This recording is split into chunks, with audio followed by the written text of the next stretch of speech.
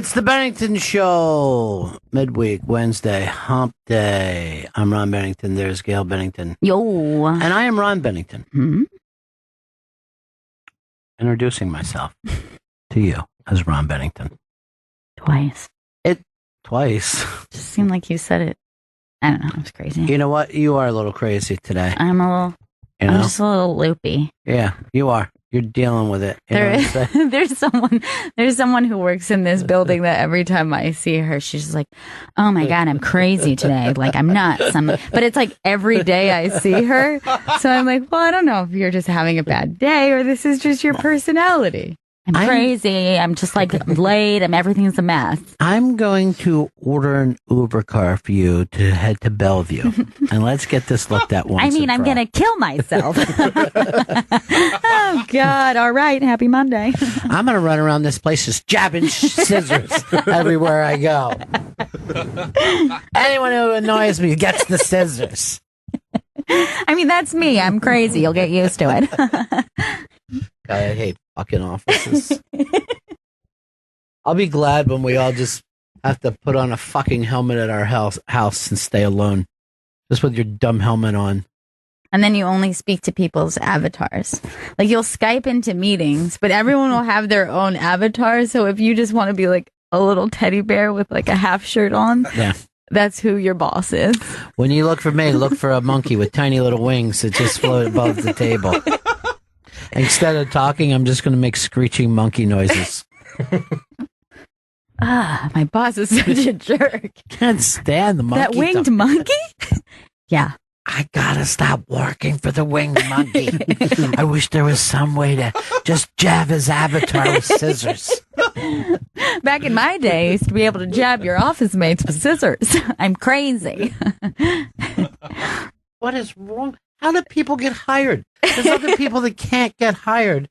And then you meet someone who every day says that they're crazy. I don't know. I'm a mess today. I don't know. You know, then people can't get anything done all week and then they want to take Fridays off. Like, I need a me day. Stay at my house, just jab my family with scissors. I can't get past the scissors thing. That's my problem today. I can't get past the scissor thing. God. All right, Chris was trying to tell me outside that there was breaking news with Anthony Weiner, and I'm like, how can there be? Who cares about this guy? He doesn't work anywhere, right? No, as far as I know, he is not employed. He might be a consultant. I don't know. I turned on the TV this morning to see how many people seem to be incredibly crushed by the Bradgelina thing. Oh, like, yeah, people are upset. I didn't know that. Why? I don't know that we put our fucking thing into other people's relationships. I'm not gonna lie, I didn't like it. It made me sad, but mostly because I'm obsessed with those kids. I don't even know who the Maddox. What? Knox. That's creepy. I mean, that's creepy that you know kids' names. Yeah, I wish I didn't, but I do, and I love those kids. They're great. I gotta find. There's a new funny game that kids play. It's called Hide Ron's Water, and I gotta find out. Oh, behind the laptop. That's perfect.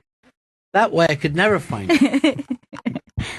Yesterday they had it under a bucket. That was a really good one. Like a little game that we like to play. That jab you with scissors. I had to go up through all the fucking ceiling panels and it was up there. And I'm like, hey dudes, I get it, but let's hide it in the room. You know?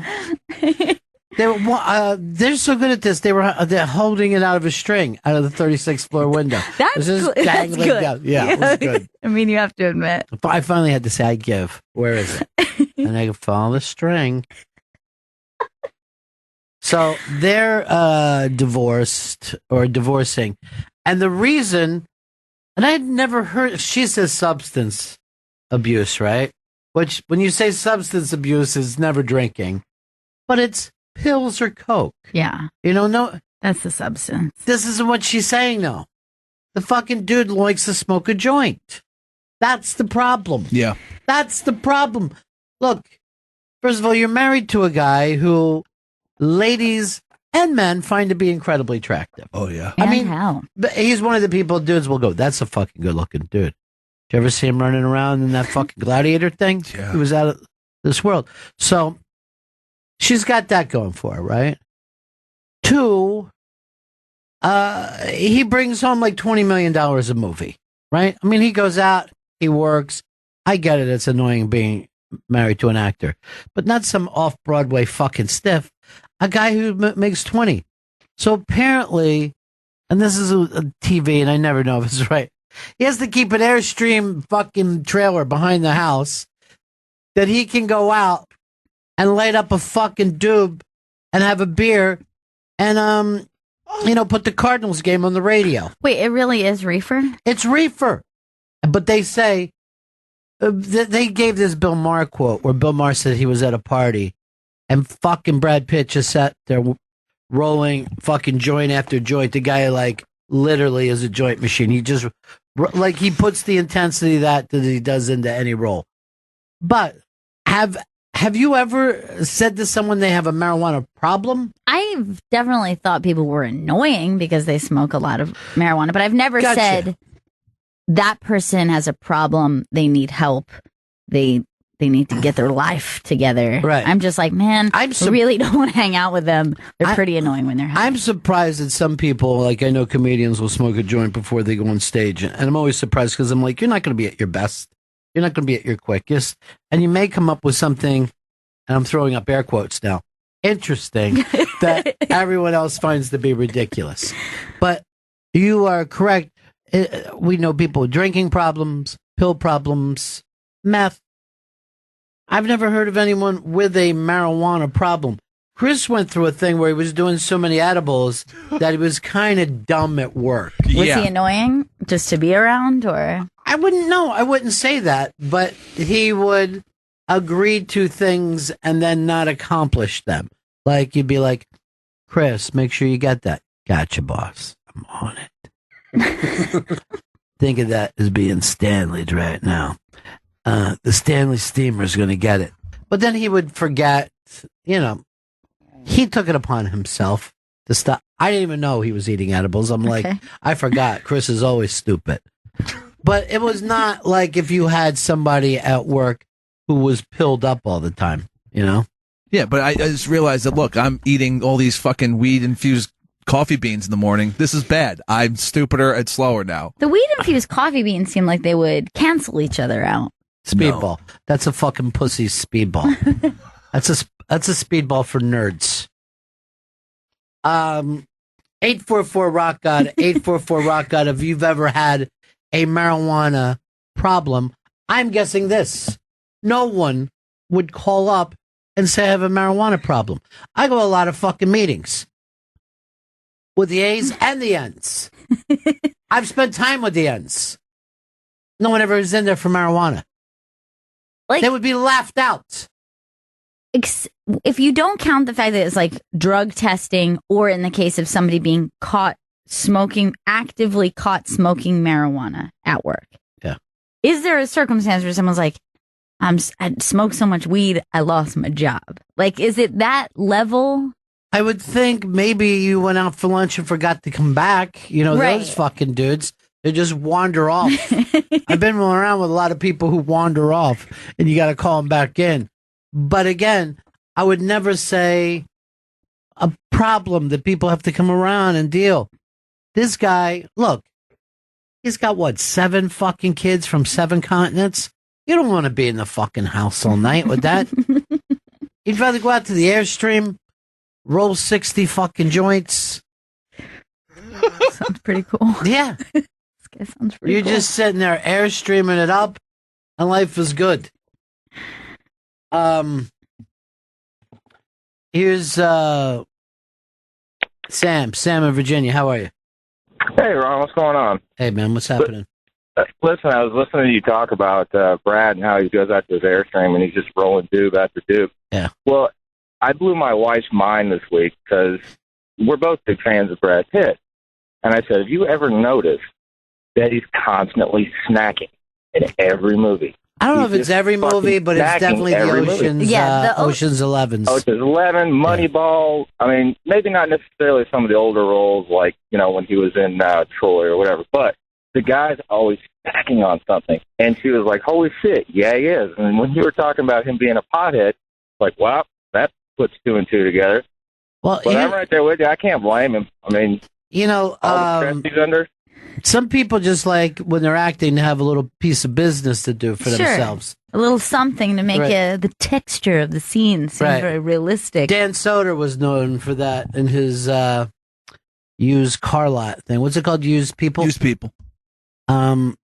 Where he would try to have some food going at all times. Yeah. It's a little something to do.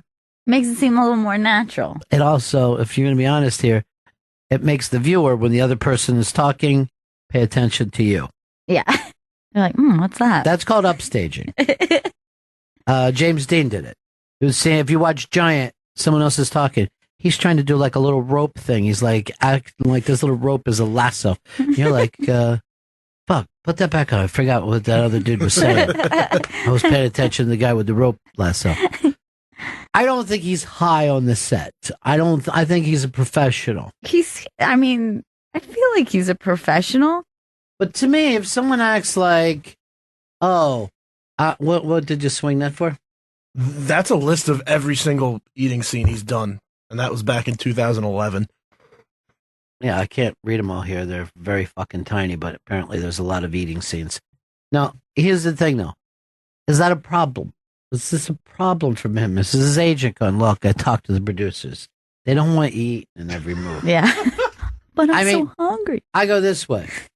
Let's suppose I'm producing a movie, and I could have Brad Pitt in my movie, or I can choose not to have Brad Pitt. I'm going to find a fucking scene for the prick. Yeah. You know what I mean? He's good. Like, you could just be like, yeah, I'll write in like some sort of hot friend or some kind of dude. I'll make it work. I would say this. Brad Pitt is the only person carrying the Paul Newman torch. He is Paul Newman today. Let's go over here to Ted in Providence. Ted, what's up? Hey, buddies.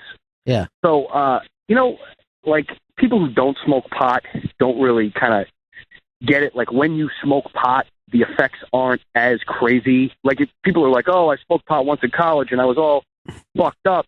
So you smoke pot all day, so you must be fucked up all day. And it's not like that. Like, when you really smoke pot, it's more like coffee. I feel like it's like that. And I spent pretty much a decade of my life stoned that way, like just all day smoking pot. And it didn't really inhibit me from anything. Like, in retrospect, certainly my boss knew that I was baked all day, and every girl I ever went out with knew. Mm-hmm. But it would do things like, I remember like I didn't go on vacation because I couldn't bring weed with me. You know what I mean? And it wasn't like it didn't ruin my life by any stretch of the imagination. Right, but that kind of sounds like a problem, right? I mean, like, it's not a huge problem. Like but coffee is a problem. Right. But do you divorce somebody because they're always drinking coffee? No, I wouldn't. But saying something like, if it inhibits you from doing something you normally would like to do, that's maybe like on a small scale. That would be a problem. Look, anything could be a problem. You watch too much fucking baseball. It's a problem. You know what I mean? You do anything that you're blowing off the rest of your life, you could say that it's a problem. You bring it up to the papers while you're fucking divorcing the person? Why say anything? It's not like this is 1958 where you have to make a big deal about why you're getting divorced. You're just saying we're splitting. You don't fucking bring up with the other person and his anger issues. She's trying to fucking hurt him in the press. Yeah, this is the thing. That's you very easily could avoid explaining. No, she went out of her way to say, I know all you people like Brad Pitt, and you think I'm an evil fucking queen with a scary fucking face, but he's smoking weed all the time and yelling at people. Don't let him have the kids.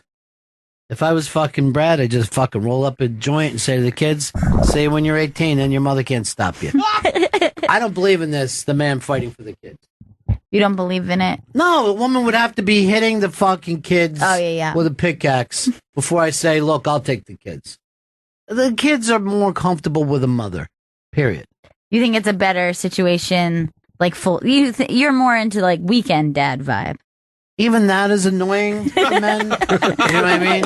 Because then you're going out to fucking Looney World or fucking Chuck and Harry's or any of these stupid places where you're riding around on go-karts. No, here's why I don't want to get in a go-kart, kid. Remember who drove you here in the car? So a go-kart is nothing to me. Nothing. It's not fun. I'd rather we go to the Airstream. You play with your little fucking phones. You got a game on there where you're blowing up ducks or whatever you do. I got to sit in the Airstream and fucking relax for a little while. But a father, you know, he did his fucking job early on. Right. Then he comes back. He's like, hey, kids, look, money. But what does he add to the growth of a child? The boy has to be older before he can even give him any advice. And the girl, he'd only be giving the wrong advice. Don't enjoy yourself. Don't fucking use your vagina for anything.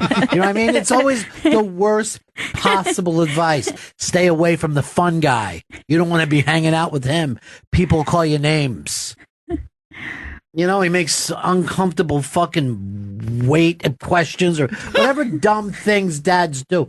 They really don't belong there. So when look, he should just put out a thing. I get it. It's natural. I'll see you when you're 18. Until then, talk to my lawyer. Tell me what college you want to go to. I'll be there to try to help with that. But what is he going to do?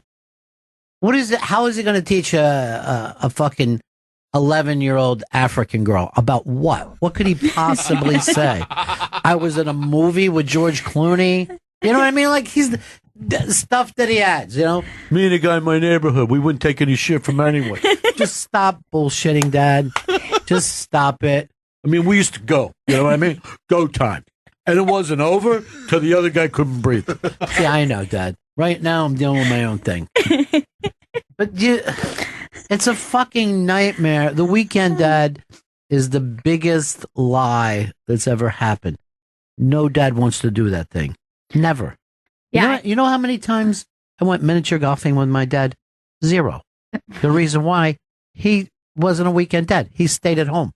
Weekend I look out there and he's fucking remowing the lawn that he told me to do because he said I fucked up with it. And then I think that from friends I have growing up who had weekend dads, all those efforts ended up being kind of resented because it felt like, oh, you're like gonna buy me with cotton candy, like you're not around all week when I'm dealing with crap, and then you just like show up and then you try to do stuff that was like I'm maybe like 3 to 5 years too old to be doing, you know, like that Absolutely. kind of stuff. First of all, even though their heart was in the right place, their guilt was in the right place. They feel guilty because all week long they were fucking doing whatever they wanted, and then they see you in their little 1-bedroom apartment. They're like, hey, this is going to be your couch that we fold out, right? When you're here with me. Be like a home. But see, the thing about weekend dads, they're actually jealous of their kids' friends. Like, why do you want to go anywhere with Carl? You know what I mean? Like, my dad would just be like this. Your loser buddies are here. You know what time we eat? Yeah, I do. Just going to go out for a while. I don't know what we're going to do. Something healthy that's not going to bother you. But you know what I mean? Like, my dad wouldn't be like, hey, why do you want to be with Rap when you could be with me? You know what I mean? Like, he didn't. right? He wouldn't sit around and wonder if I liked him. It didn't matter to him. That's the thing of weekend dad. They suddenly wonder if they're liked. A stay-at-home dad doesn't give a fuck if anybody likes him. As long as they fear him, then he's comfortable.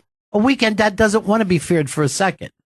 The whole natural order of things is, you just got to say, look, this didn't work out. Obviously, the kids are her.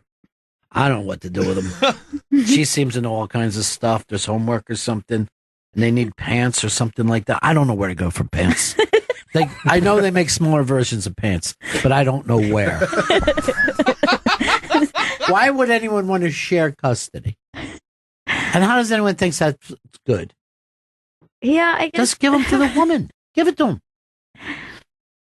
I do think it's strange, men and women trying to disallow their former spouse from seeing the kids, unless it's a case of something like really awful. Like, for example, somebody's like, this person cheated on me. You're never going to see your kids again. And that's like, what it normally comes down to. Yeah. Which is brutal. Who cares, though? Just the man could do that. You got to take the fucking gun out of her hand. Oh, I don't want him. If I could get a check not to see any of you again, yes, I'm willing to pay. because I don't know what I'm doing here. You met me. I used to be a knock-around guy. Everybody liked me. Oh, sure. Last fucking 7 years, I don't know what the fuck I'm doing anymore.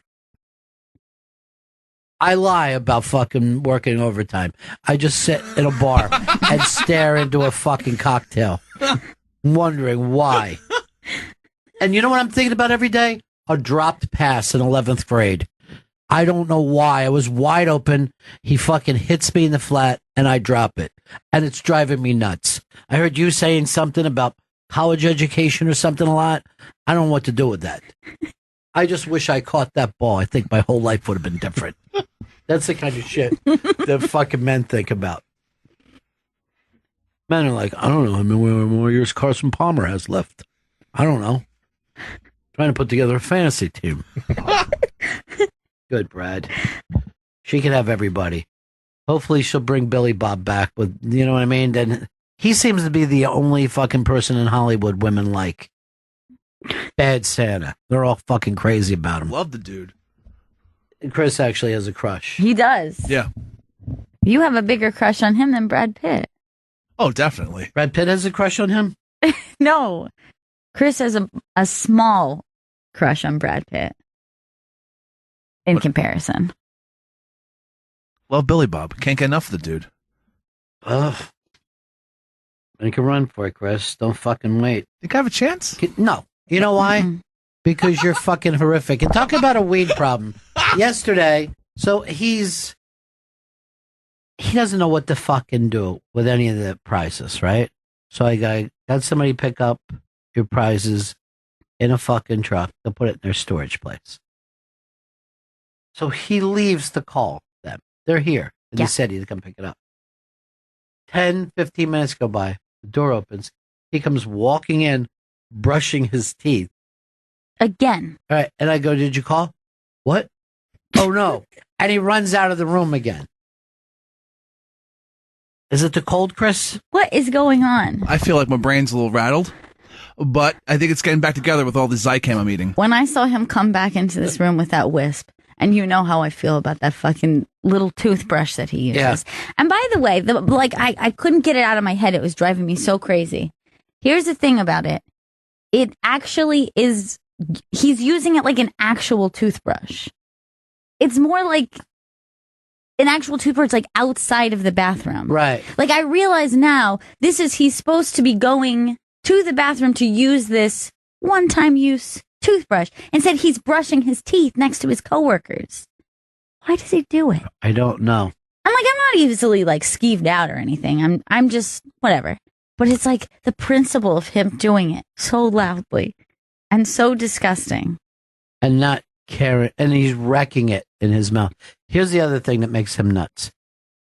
I found out that we have all the place cards to all the unmasked signed by the person who we did the unmasked with. We never give any of them out. Yeah. There's no fucking reason for that. I didn't even know that till yesterday. They should be given out like that. Immediately. When we do the unmasked, it would be a great prize. So he's in there. He's got the fucking toothbrush, right? We see him. Finally, he goes out, eventually gets out there and starts unloading. We go back out there. Okay, everything's loaded up, whatever. I look down in the street and he has left his disgusting wisp, his disgusting toothbrush on the ground where he was once standing. He just drops it where it is. And I'm telling you, this thing is destroyed in his mouth.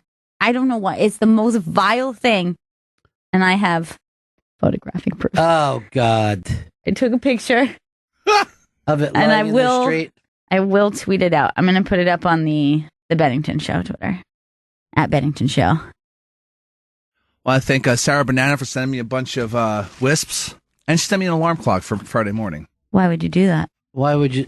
First, who sent this to you? Sarah Banana. Sarah, you now made an enemy for life. The wisps, I'm not okay with. The alarm clock, thank you. The alarm clock's useless. Oh, God, look how you destroy your wisp. It's so gross. And he leaves that on the street. Now, and I was like... The back part is a pick.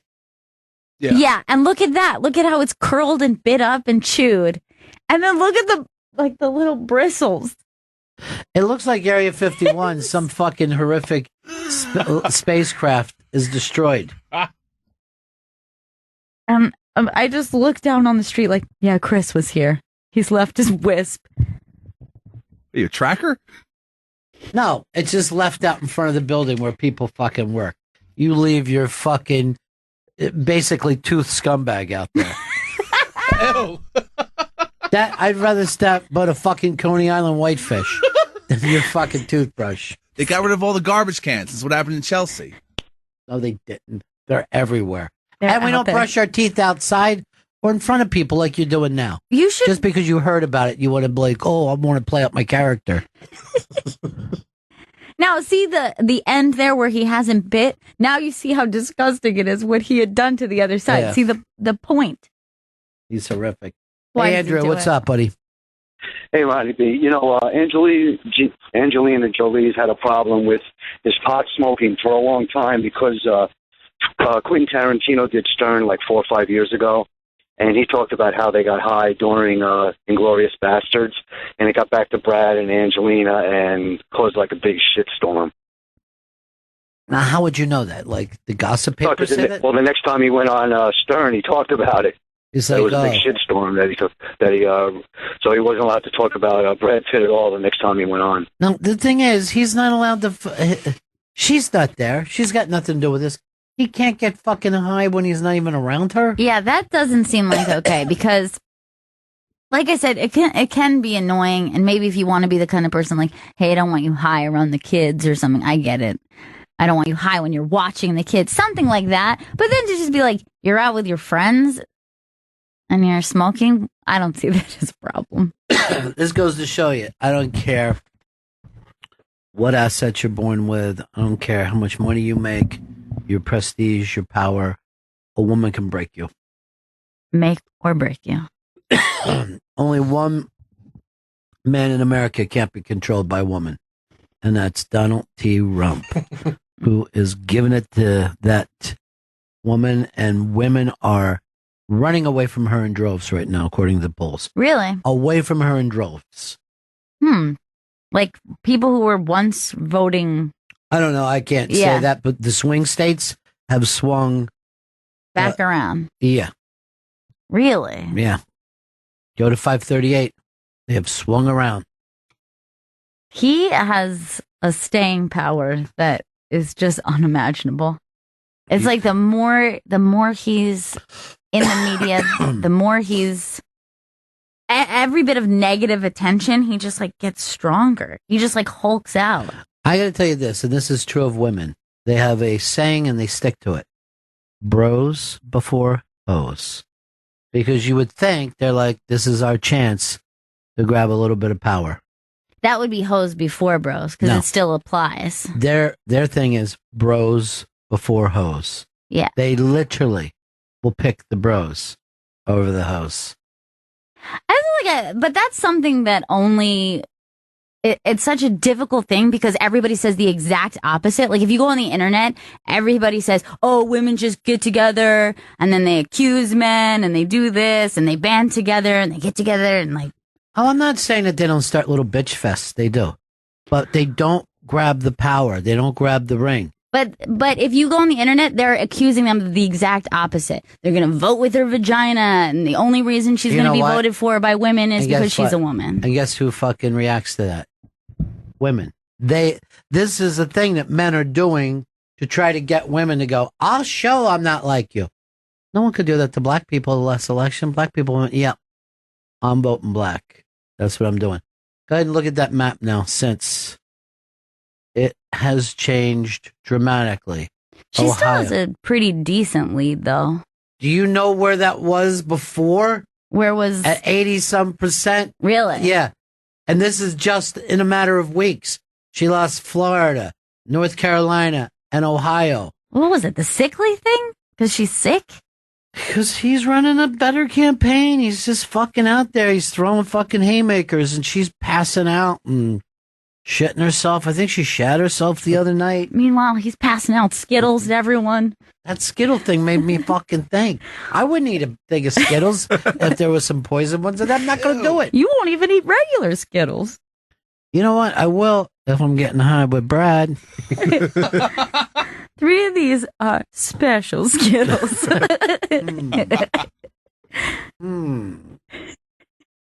I'll eat one. I hope it's not the poison one, but I'll eat it. Yeah, this thing isn't even going to be close now. All right, this is what a lot of people are writing about Chris. Chris is using the same whisk from 2 months ago. I couldn't even tell you what that is. Group Boot Mike just said he's an animal. Those come in centaur sizes. I'm a dude. Hogslop said totally grody. I agree, Hogslop. This says Chris, ass tampons, ain't it? Ass tampons, ain't it? No. Diane B says, you need an offstage storage unit for prizes.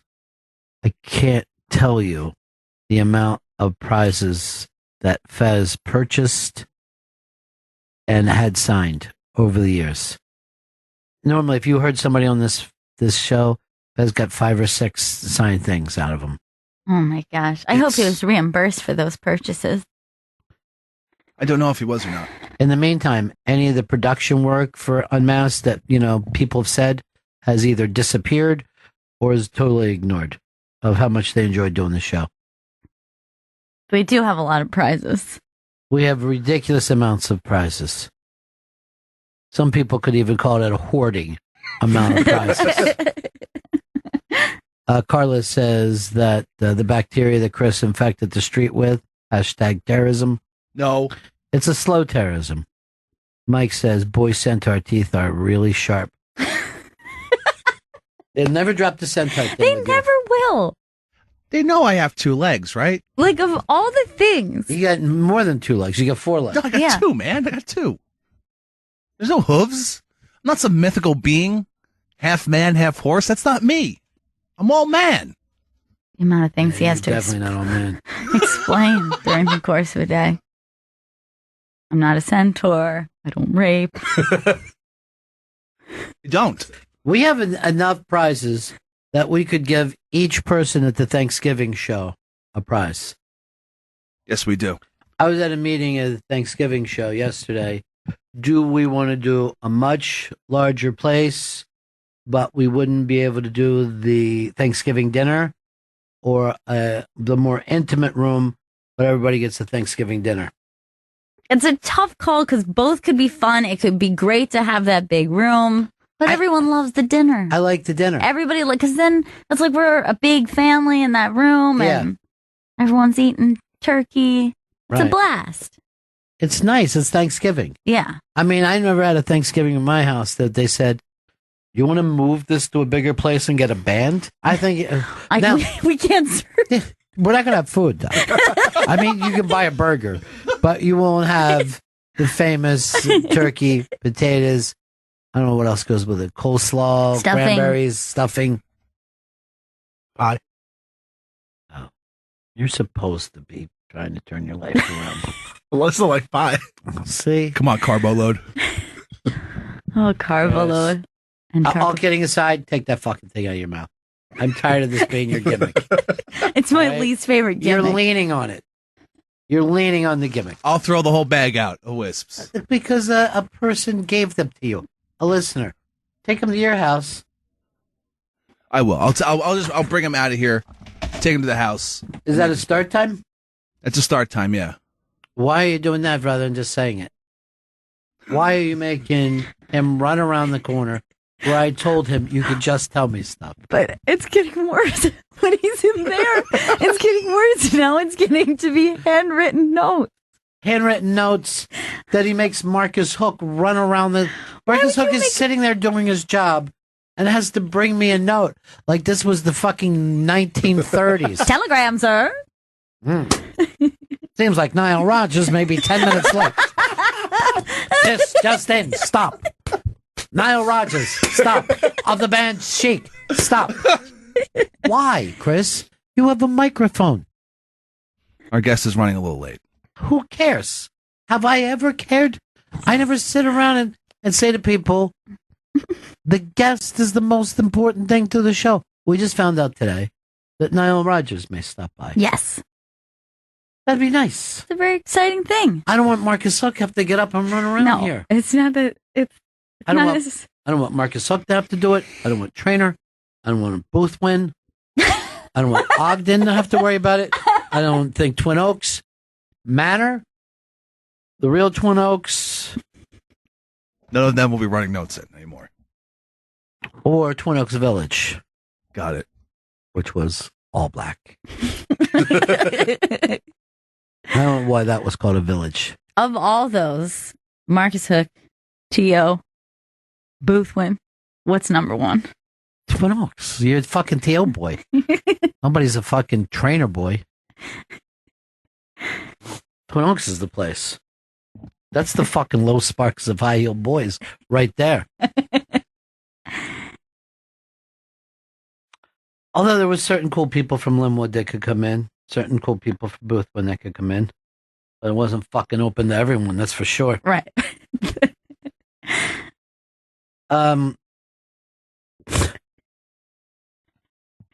This sent to me. Chris should just hold up notes to the glass like, how do you like them apple style? That's when he has to slam it on the glass real hard.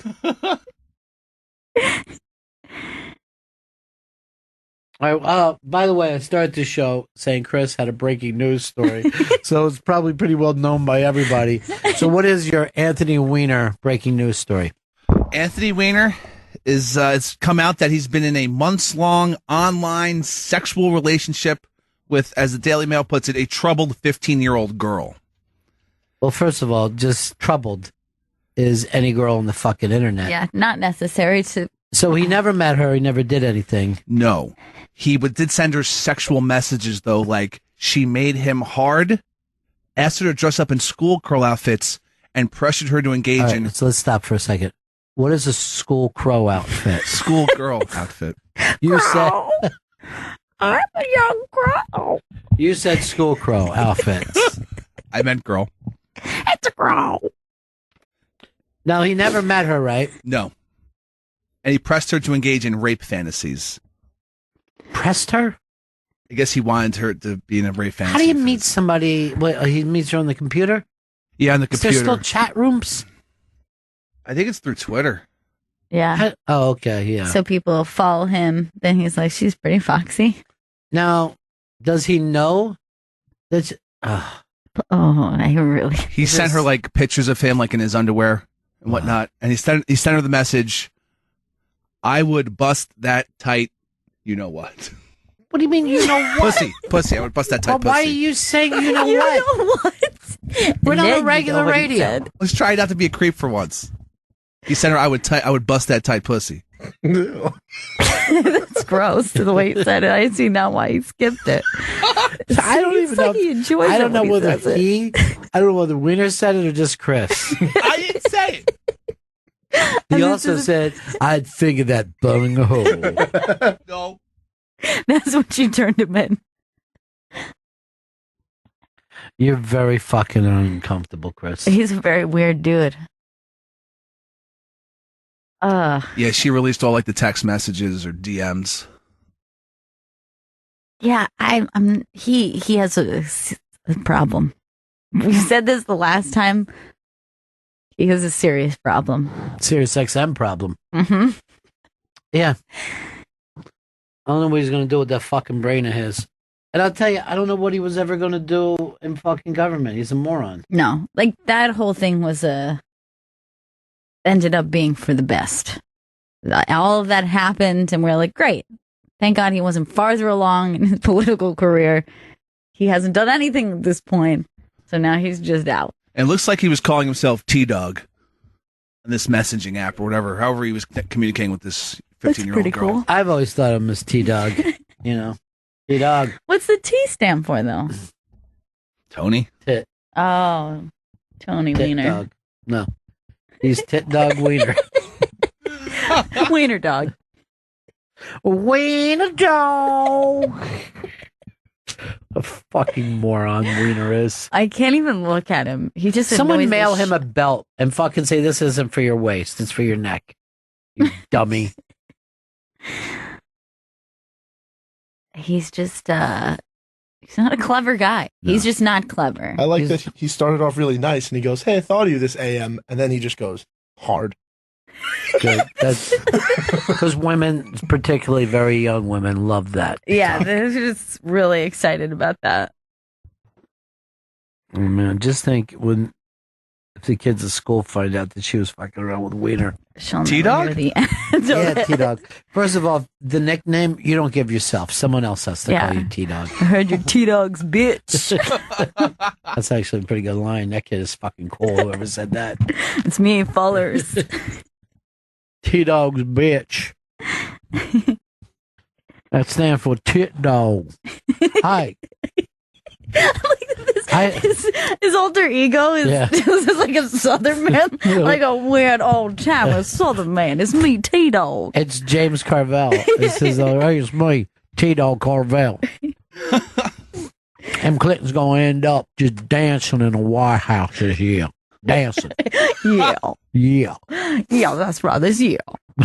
Yeah, this year. We're gonna take Arkansas back after all these years out there. Arkansas gonna just dance for the Clintons. The South will rise again. South gonna rise again with the Democratic Party. That's what's gonna surprise everybody. I'm sitting here cracking numbers right now. There's this thing rolling wrong. Anyway, I got a text to a 15-year-old pussy I want to bust. That's what I'm out to do with it. Get some of that Carvel pussy for myself. Make it swirl when I put it in a cone. Carvel style.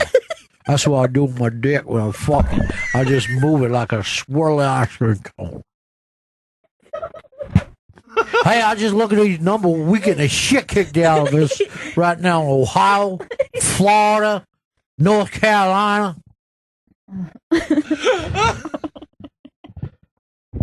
Maybe we got to get Hillary a dip test shot.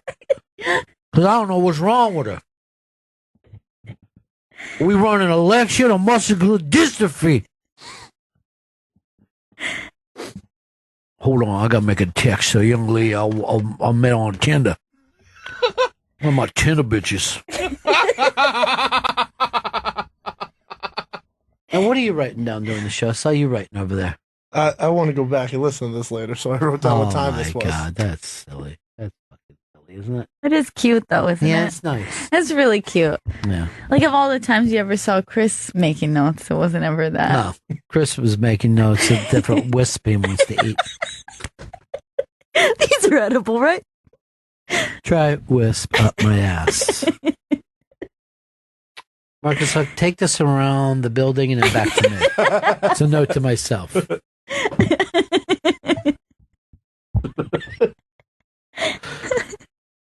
And plus, you look at that. Niall is slash .20 slash 130, right? So now you look at this and you're like, does that mean we only have him for 10 minutes? Yeah.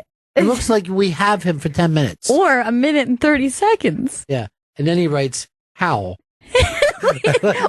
Now it's an N. It's an N. Wait, what? How? Yeah. Why did you write how at the end? It's now. N-O-W. It's an N. But why do How? you use an H as an N? I'm not. It's an N. How? How is this possible? What's that word say, Vito? I'm gonna go with now, but the O doesn't even look like an O. Well, that's an upside down horseshoe. Centaur's up. Guess what? I am a centaur. I've been denying it for years. I didn't even notice. It's an upside down U. Where my centaurs at? It's his O. You. I mean, some people have, their cursive can't be written. This is you printing and it can't be written. And I beg you not to print. Just say it. And there wouldn't be any confusion. And Marcus Hook wouldn't have to come running in from the other room. You shouldn't treat him like that. I love Marcus Hook. I just wanted to give you that off air, you know? How? Why? When I tell you never to. I said never once do it. And you have promised me you would stop this. You promised. It's an addiction. There's something wrong with that boy. That's why we're losing Ohio right now. It's an addiction that you can't do your job. That I did the note writing. Why are you addicted to note writing? But you're not really. He's not real.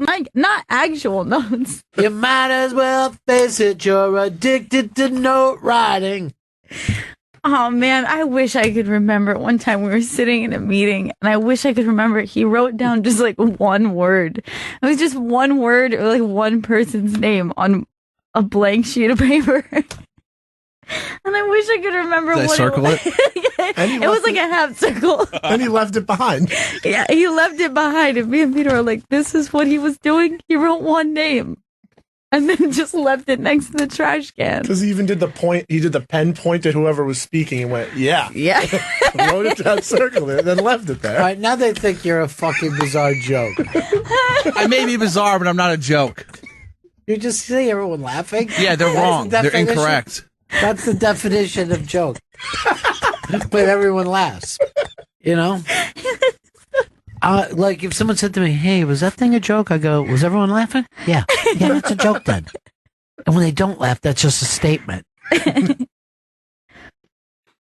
Oh my God. I mean, remember even the interns. I mean, I feel like the intern class always comes in and just like immediately starts busting your balls. I don't get it. I'm nothing but nice to these fucking people. You hear that, Marcus Hook? He's a strange dude. Yeah, he's a weirdo. You sent in a thing last night that is like a nightmare to me, and that was the fucking road being just overrun with tumbleweeds. It is so eerie. Look, first of all, an infestation of any kind is gross. Agreed. So you take something that you think might be nice on its own, or it means nothing on its own. Yeah. You put 1,000,000 of them together. Disgusting. I don't know why, but I have never. Let me ask you this: would you be disgusted if you saw 1,000,000 Hershey Kisses? Like 1,000,000 Hershey Kisses. Like, are they somewhere that I wouldn't want to see them? Well, Like 1,000,000, like just like from the filling up my bedroom or something. Yeah, they're falling from the sky into your yard, your pool. Yeah, I wouldn't like it. Hold on, those Hershey Kisses. Each one has a little almond inside. Okay, that like an almond makes it surprise. It makes it a little better, or does that make it a double infestation? But this picture, these tumbleweeds, it creeped me out so bad. Because you know why? It looks like a nightmare. It's so surreal looking. It is like you're dreaming. It doesn't make sense like a dream. And it's like, it's so bizarre. Yeah. But I think it has to do with just the idea of anything in too many numbers. It's just like, freaks me. It freaks me out. I think even 2 tumbleweeds is too many. I think one lone tumbleweed. That's the classic look. Yeah. One lone tumbleweed. Right. You don't have a bunch. I didn't even think that this was possible. In fact, I thought the tumbleweeds were rare up until this moment. I didn't even know that there could be something where it's like thousands of tumbleweeds. If you think of that song, though, that country song, it was tumbling tumbleweeds. True. Plural. Not tumbling tumbleweed. Just one tumbling tumbleweed. The horror of this, though. It's up on the iBank, and it has just engulfed the topography of where they are at and the road itself. Yeah, like that's another reason it looks like a dream is it's just like a car on kind of just like an open like desert road. Yeah. And then eventually you see another car is coming towards, like through the tumbleweeds. What would be great if that person was just screaming. Just screaming. Save yourself! I'll give you this. This is kind of gross if you let yourself thinking about it. One snowflake, who doesn't love that? But when you think of how many of those snowflakes have to make a fucking snow, right? I mean, it's billions and billions and billions. And then you hear about a blizzard that goes from like Washington, D.C. to Maine. And you're like, all that snow was above our fucking heads? How did we even breathe? Yeah. That feels like you almost get a little suffocated. Yeah, like snow and rain. It was just like overhead, Ugh. just pressing down on us. And at any moment. All right, there's the tumbleweeds, and there's so many of them that there's only a small kind of yellow brick road size road left. Yeah, and it looks like it reminds me of like the nothing is taking over or something. God. If I was fucking tripping and I saw this, I'd never fucking come down. It looks like a Hitchcock movie. I don't think Hitchcock was even that gross. There it is. It's starting to really pile up, though. And it's almost like they're leaping out. Oh, they're really creepy. It's up on the iBang. What's the name of the story? Creepy tumbleweeds take over the road. Talk about on the nose. It's pretty accurate. But you know what? You know what you're going to get. Yeah, you do. You know what you're going to get. You know exactly what's happening. Creepy tumbleweeds take over the road. Have you ever seen a tumbleweed? Yeah, I've saw a single tumbleweed, to be totally honest with you. And I thought, hey, how does that weed even grow? You know what I mean? Like when I saw it tumbling, I'm like, is it still growing? Is it broke off from something bigger? I don't know where the initial tumbleweed growth came from. Yeah, it looks like it's like just like a little bush. Then when it dies out, tumbles. I don't know. Remember Joe Mackey had that story of he was so excited when he saw a tumbleweed? He saw his first tumbleweed. He was so excited, he pulled over and put it in the trunk. Send that to Joe Mackey and say, you got enough fucking trunk space for this, Joe? Please send it to him. Do you remember all the stuff floating around the upside down? Oh, yeah. That's what that looks like. That is what it looks like. Like if you had that in sort of like the dark version of it, it looks like the upside down. You're going to be grossed out by this. Go ahead, Eric. Hey, Bennington. So, certain times of the year out here in Colorado, Wyoming, New Mexico, those tumbleweed infestations are so bad they have to use snowplows to clear the road. That is disgusting. In certain rural areas, it gets really bad. That is so gross. Look at that. That's crazy. That is gross. That is so disgusting. That's horrific. Mike, Oklahoma. Hey. Yeah. I was riding back through Death Valley one night, middle of the damn night, man, and saw it take a leak, got out of my truck and just stand there, spooky as hell, and out of nowhere, man, a big old tumbleweed just slammed me right in the back.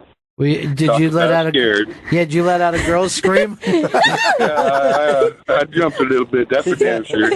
Mike, I don't blame you. I don't want a tumbleweed jumping me when I'm fucking penis out. Shane in Texas knows a little bit about the history of tumbleweed. Hey, Ronnie B. Hey, man. Yeah, the tumbleweeds get so bad back here. Sometimes you can't even get into your house up in the panhandle of Texas. You're kidding me? No, I'm not kidding you. And you can't. They burn ferociously. They're pretty wicked, but they cover up like people's out in the country. They'll cover up the whole front of people's houses and backyards and everything up to the roof. Are you telling me that we could have a tumbleweed fire? Like there's just like fiery tumbleweeds? Yeah, actually, I think there's some footage of one in the plains of Colorado where the wind whipped around and caught a bunch of tumbleweeds on fire, and it's pretty wicked. But I can tell you where they come from. Yeah. Back in the old days, in the 1800s, they would send feed sacks. They're called Russian thickets. They're from Russia. But that's how they were brought in, was with like feed and seed and stuff like that. And when they do cattle drives, it gets stuck to the cattle's hooves and stuff when they drive them across the country, and that's how they got sprouted up across the country. So they're not even native to the West. No, they're actually, they're Russian, and they just transferred the seeds through the cattle drives across the country. That is so weird. Look at this tumbleweed NATO. They're on fire, and they're in a tornado, fucking whipping around. Don't they look like the flying monkeys from Wizard of Oz? That is so That's freaky. The scariest thing I've ever seen in my life. And I've seen Chris with a little tiny fucking toothbrush. That actually does look like the upside down. That's so scary. Like they really screwed up with Sharknado. tumbleweed NATO is way scarier. Look, I mean, they didn't screw up. They could have more than one. I mean, they fucked up, dude. They did. They did. They could have both. They fucked up. You're just saying that because you're just saying this now. Sharknado did very well. You know? I mean, yeah, they could add sharks and tumbleweeds. I don't know if it's going to get any more eyeballs, though. But that's gross. That is really gross. That tornado picking them up. Can I just tell you something? I feel like this film is blowing backwards, too. Like, it looks really weird to me. All this shit is dreamlike. Things flowing slow is really scary. Agreed. Look at that. And they're on fire. They're literally on fire in a tornado. This is the start of a book. The Tumbleweeds. Caught in a tornado, blazing flat fire. Carl quickly smoked up his joint.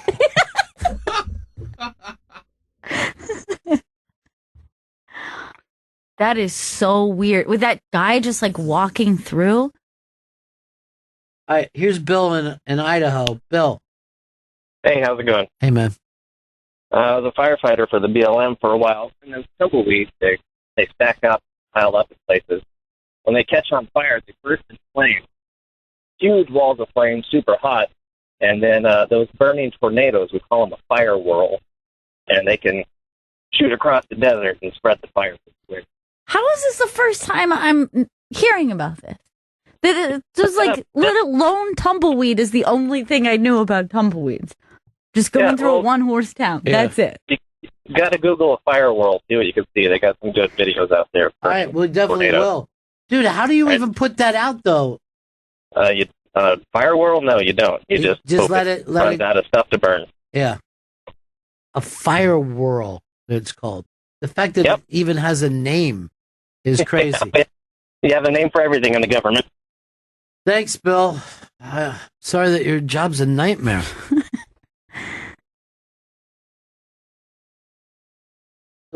Oh, Jesus Christ. That is so weird. I can't believe that's real. It looks like there's no gravity. The lunatic is up the... That's what it looks like. Like a Floyd background video. Where you were just seeing... Like Floyd used to, even before... would turn around and before there was videos, they would put films up behind them, and they were just meant to be weird. Schumer recently put this up, so go over to the iBang for the new Amy Schumer. She is the Brit GQ Person of the Year, and for some reason, she is posing topless for it. Really? Yeah, so this isn't some kind of... This was put out by someone else. You know, this wasn't like someone hacked into her phone. Right. Over on the iBang. What's the name of the story for people who want to see it? Amy Schumer posts topless undie shot on Instagram. Oh, she looks fantastic. Yeah, that's a very sexy shot. Yeah. It's a very good look. I wonder where she's at there. Is that Cali? Or is it down in the tropics? I can't really tell. So if you want to see Amy topless and in her underwear. I do. Go over to the iBang. There's also a picture of Chris with another wisp tooth. This is always, I think, a sexy look. Like dude shirt with the like she's got the untied tie kind of thing. Yeah, the dude shirt just means I just got up and put on his shirt. It doesn't act like, can I put your shirt on right now? But that's like one of those fantasies, because if you were to like get up and put on like, oh, I don't have any clothes here, would a button down really be your choice? Well, the thing is, it's almost like you got a little nightgown because the man is so much bigger. I mean, you have to be with a large man. Like Right. for us, and every guy has done this, he's got up in the morning and put on her shirt. Constantly. That guy in a little shirt. I just put on her little. I don't know. So anyway, that's the thing. And there she is, just leaning on a really nice table. She's got a nice pair of pointy heels on. Yeah, just bow tie. Yeah. Yeah, the bow tie's hanging over the side. Very Dean Martin style. Very sexy, but comfortable. We started out like we were very well dressed, but look at us now. It's after 3, so I'm going to just open up this bow tie. By the way, it has to be, gentlemen, it has to be pretty damn late in the night for you to do that. Like, I hate the dudes who, like, show up at the wedding and then, like, first song, it's undone. You're like, come on. It has to be, like, 2 a.m. when you're rocking that look. I'm going to undo this bow tie, and then we're going to do some heroin. What's worse than that, though? Bow tie off or tie around the head? That's ridiculous. That's Tie around fucking the head. When I random. worked at a bar, guys would come in happy hour, and like 20 minutes in, they'd be like, tie on the head means I'm going to party now. And I'd be like, dude, it's 6 o'clock on a Thursday. Yeah, I don't think that you can get away with that just for drinking. Yeah, You got to stay with it. especially if you haven't even put the tie on first. If you tie it onto your head, that's lame. It's just dumb. It's a fucking dumb thing to do. Are these boy shorts? That is a boy short underwear. That's the style. These underwear. Well, is that what you wear? No, like on a woman. Yeah, I like they them call on a boy, you sick fuck. No, I like them What on the boys. fuck, I like them Wiener? on ladies. No, the boy short underwear. It's a style that the ladies wear, and it's very nice for the butt. It's Yes. your But butt looks great in Let's it. be honest about this. No boy would wear those underwear. No, it's They're too tiny for a boy. Yeah. So for him saying I love those underwear shows that he's wiener sick. Yeah, T-Dog style. I would say the same thing of when they say like it's like boyfriend jeans is actually like a style of jeans, but they're just like slightly baggy. No boyfriend could fit into these jeans. You'd have to be a rock and roll front person to wear those tiny Right. jeans. Like Mick Jagger could wear those jeans. Yeah. Those painted on jeans. He wears jeans well. Yeah, that's because he's tiny. I did this thing. It was for their documentary. There was a thing. So all the Stones were there, and they were like next to us, and every Stone was tiny. Like each one of them, Mick, Keith, Charlie, Ronnie, was tinier than anyone that you know. You've never seen 4 people this tiny together at the same time. And I don't just mean thin. They're thin. They're little. They're just fragile. Like they're a fragile little band. Don't hurt them. It's like they were elfin. Like a whole different race. It's like a rocking little elves. Why don't we break here, Chris, so we can prepare and find out what time Nile Rodgers is stopping by. He is one of the great guitar players, producers, arrangers, and then weirdly enough, humanitarians. He's just constantly putting together cool, weird gigs. That's a very cool title to get to have. Yeah, he is. He's definitely a humanitarian. So we'll break back Bennington. It's the Bennington Show. Couple of complaints, Gail, about us saying that Amy Schumer is topless. Basically, side teat. Okay. Is it not enough for the savage beast? All right. Side boob, scantily clad, shirt open, suggestive. Suggestive. But one gentleman said, no nipple, no topless. I would still say in some workplaces. Help Marcus. You got it, Marcus Hook? All right. He's got himself in a jam. Coffee? Coffee here. Thank you, my friend. Thank you, my friend. Pleasure. So listen, the fact that's coming down is that this is clickbait by saying topless. Side teat. Do you consider her topless? I mean, like, you can see like a good amount of curvature, but I'm not going to go full topless. Would you like to be caught looking at it by a lady friend? I guess I really wouldn't feel too bad if a lady friend caught me looking at it. What would you feel bad if she caught you looking at? Oh, like full nipples, maybe some Full nipples. maybe some penis. Her penis? No, Because you're going to be disappointed when you get to that point if you're looking for Amy's penis. oh, we're just talking about it. I thought we were talking about it in general. You were talking about what? In general. Okay. In general, she doesn't have a penis. No, I don't think Amy Schumer has a penis. So you sit around looking at a lot of penis in your life. No, I just meant I thought we were talking about what would make me uncomfortable if a girl saw me like looking at it, and I was like saying like if there was like porn on my computer, I'd be like, oh, that's something I wouldn't want. But it depends like the type of porn. So certain porn, if your girlfriend found that you were watching, you'd be like, hey, look, I'm a dude. You know what? Now that I think about it, I think I'd be more embarrassed if she was like, wait, you're just looking at like naked women standing in a. That's a good point. That seems odd. Yeah, I love my nudie max.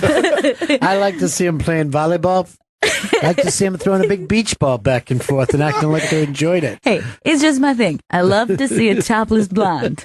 I'm crazy. Swedish blonde. Like the weirdest thing of porn, I think there's nude male clothed female porn. That's like a big thing where it's just like guys fucking girls who still are in clothes, and I think that's a weird fetish where you're like, oh, I just want to see her fully dressed having sex. The bluntness of what you're bringing this to is not. I subletted an apartment from a guy who he was not much older than we were. Me and my friend were subletting, and we found all of his porn. Because then people actually still had like DVDs and VHSs and stuff. And we thought that it was so cute how very vanilla it was. Like it was very just like ladies having sex with people. Like it was just like, oh, that's really cute. Like I thought, and one of my friends was saying, oh, that's disappointing. And I was like, I think it's very sweet that he's just like, he likes like 14-year-old boy porn. It's just like, beginner's porn. Yeah. Beginners before you're like, you need to see horrific things. Right. Before you can. Yeah. And that is what, the anti-porn people are right about, is that people do keep going further and further with their porn. That's where it becomes, like when you call something an addiction, you're probably not wrong when it comes to that, because it follows the addiction of, at first, you just want a little blast of Coke. Oh, my goodness. This has done quite enough. Thank you. No more Coke for me.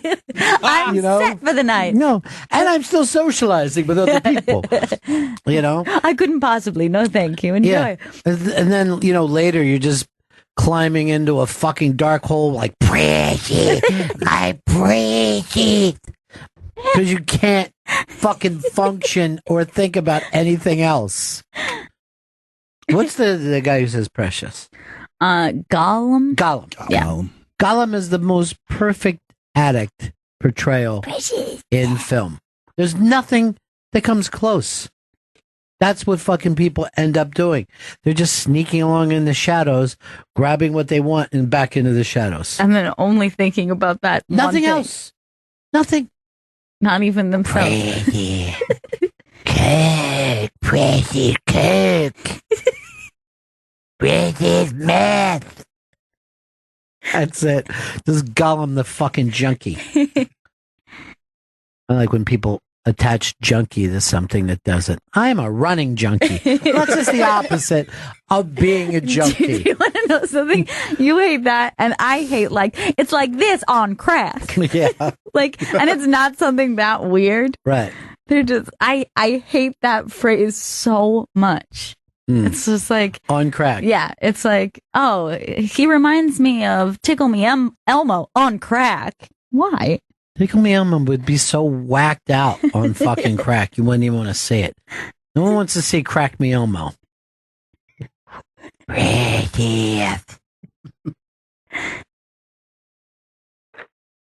So it's agreed. She's not topless. Okay, yeah, not topless, but a mildly NSFW, I would say.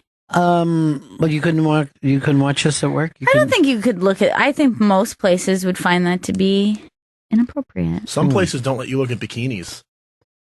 Bikini ladies? Yeah. Where?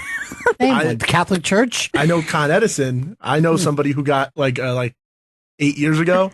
there was like a huge investigation at their office because like 2 of them got caught looking at bikinis and they all got questioned. Like, well, just say this: I'm thinking about purchasing a bikini. That's it. I'm getting one for my stepsister. Making her model it for me. That part I'm not going to tell you. You know what I look at this picture? What I think? Perfect chess table. Wouldn't you like to see a nice chess set on that table? That table's fucking fantastic. It's really beautiful. Yeah. What is that, mahogany? Yeah. It's great. Mahogany is my favorite movie from the 70s.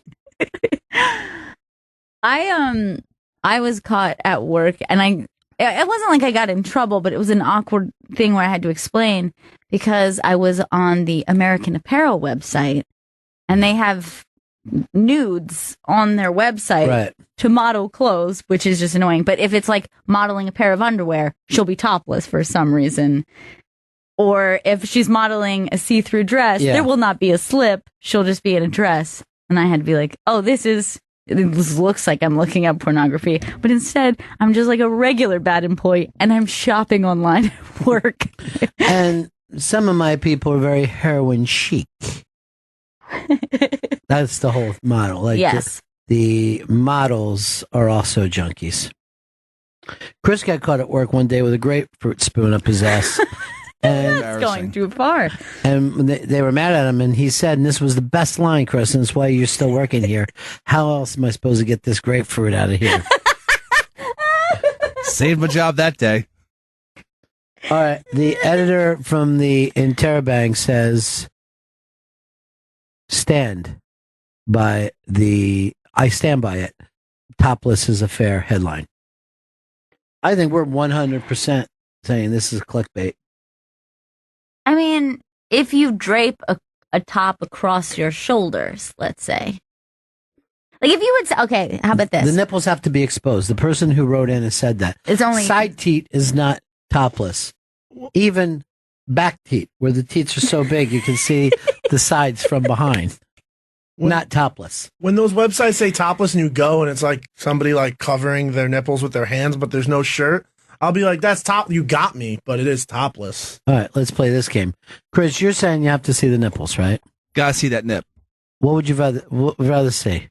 A woman covering her nipples as she's topless, or a woman with a sweater with the nipples cut out and the nipples were just exposed? What is more erotic to you?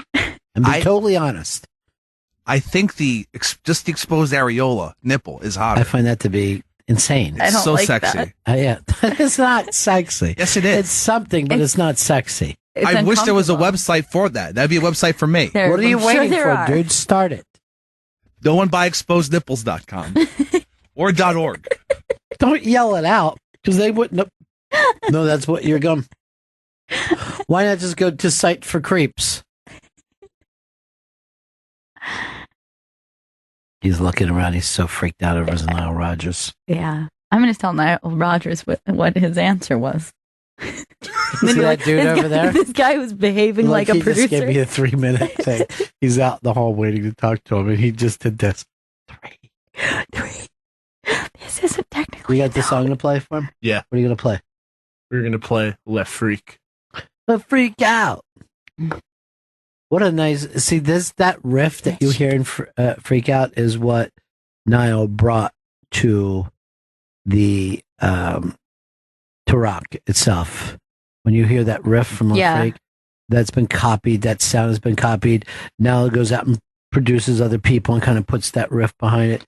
It is what I call the happy guitar sound. Yeah, and it's like the perfect where rock and disco meet, I think. Very, very small place.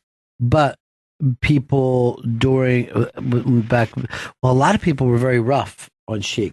Really? But I remember even like Dan Aykroyd was like, when he had the Blues Brothers, he goes, disco sucks. Well, except for The Freak. I mean, that song's unbelievable. But you hear like later Niall brought that kind of sound to Bowie, Duran, Madonna, forget about whoever, you know? Yeah. And then what was it, just Get Lucky a couple years ago with the two robots? Exactly. He produced that, right? Yeah, and I think, didn't they sample Yeah, they It's a sampled he was it. playing. He was Right. playing live on it. Oh, cool. Don't bring up sampling. Dear God, don't. There's a woman with an old-fashioned hat on TV right now. That's a great hat. That's the kind of hat that old ladies would wear when I was a little kid. Like to go to church on Sunday. Yes, I mean that was a standard Sunday hat. Like they would have a big, heavy hat for themselves.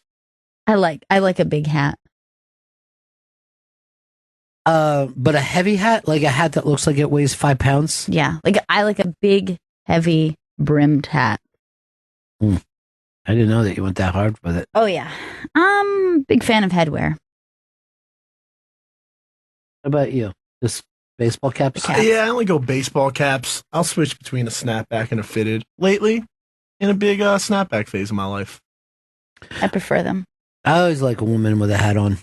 I think it's a good look. It's a good look. Yeah.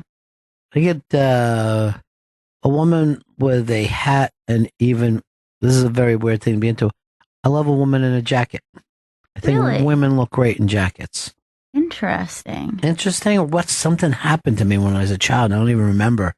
Like a woman in a jacket leaned over, and I saw her breasts when I was a Must have baby. been. I was just like, more jackets. Like I'm fucking little I don't know what freaky. it is about jackets, but they're really good. That's the sad thing.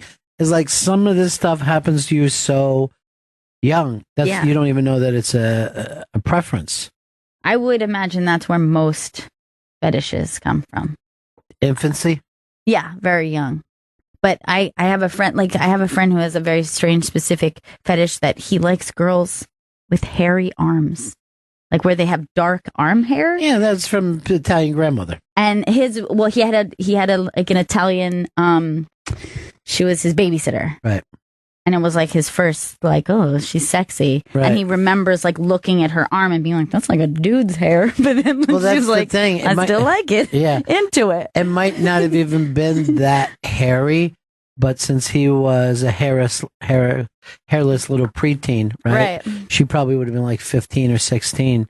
Right. But there is also a thing that certain people have for big, thick eyebrows. I like a dark brow on a man and a woman. Mhm. I like a man with a good brow. It's probably the only similarity. If you lined up the dudes, and it'd be a long line, if you lined up the dudes, only the brow would be the same. We're changing height difference, weight, race, everything. Only the brow is the only thing. They all have good brows. Huh. That's weird. She's a brow gal. Do you like a Peter Gallagher? Who doesn't like Peter I mean, Gallagher? like, look, I didn't say an unkempt brow. I said a strong. That's not unkempt.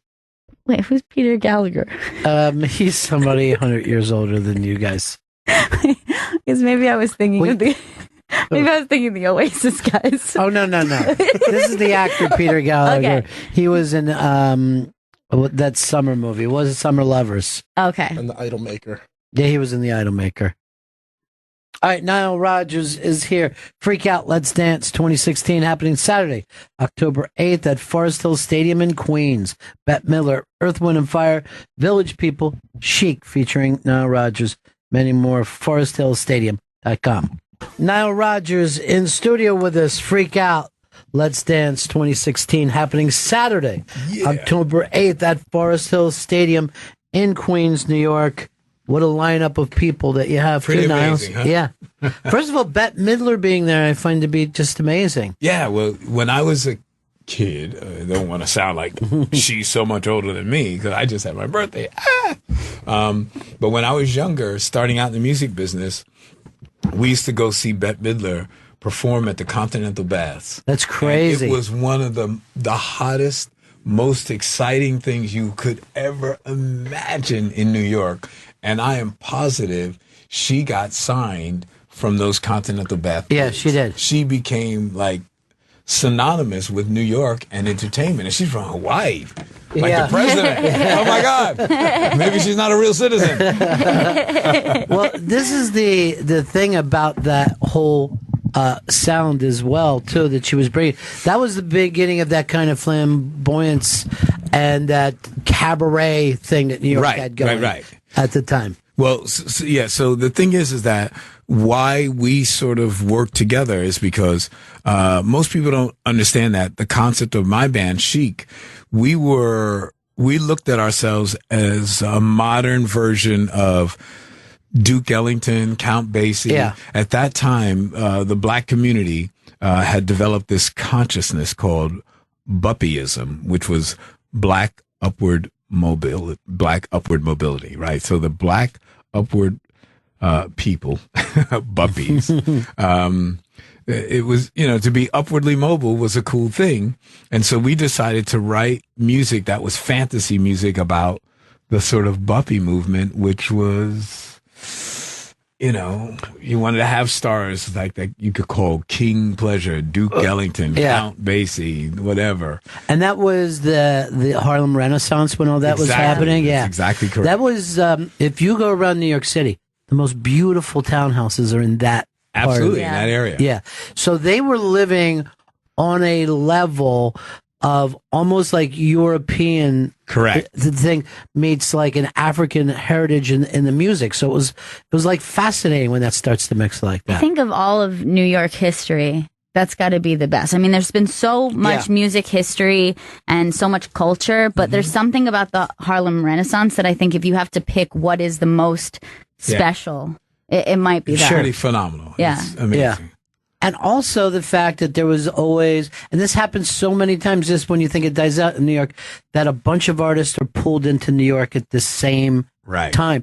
And like your life is fascinating for that era because, the country thought New York was dying. The papers were saying it was dying. Right. And some of the greatest art ever happened. Think about it. There.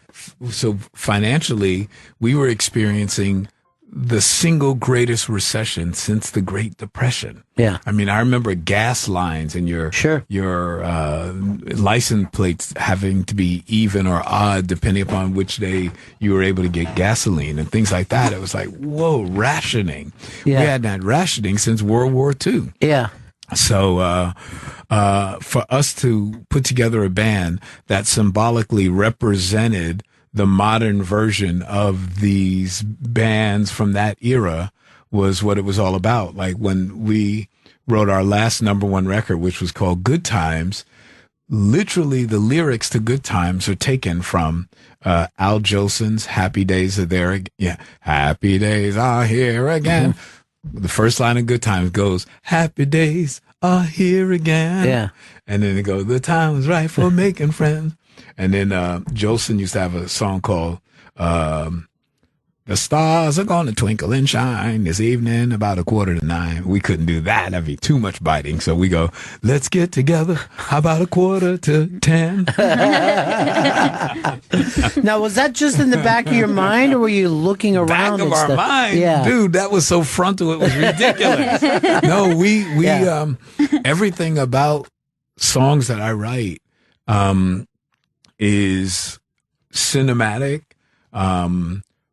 detailed, frontal, and disguised. Yeah. It's clear as a bell to me, and I try and make it so that it's ambiguous to everyone else. I describe my song sort of like a Klimt painting, that the real painting is underneath. You know what I mean? It's like, I don't want things to be so clear. I want them to be opaque. I want people to take their own meanings from the song because I know what my meaning is, and my meaning is very serious and frontal and whatever. And sometimes that meaning is too awkward for people to digest. So I want it to be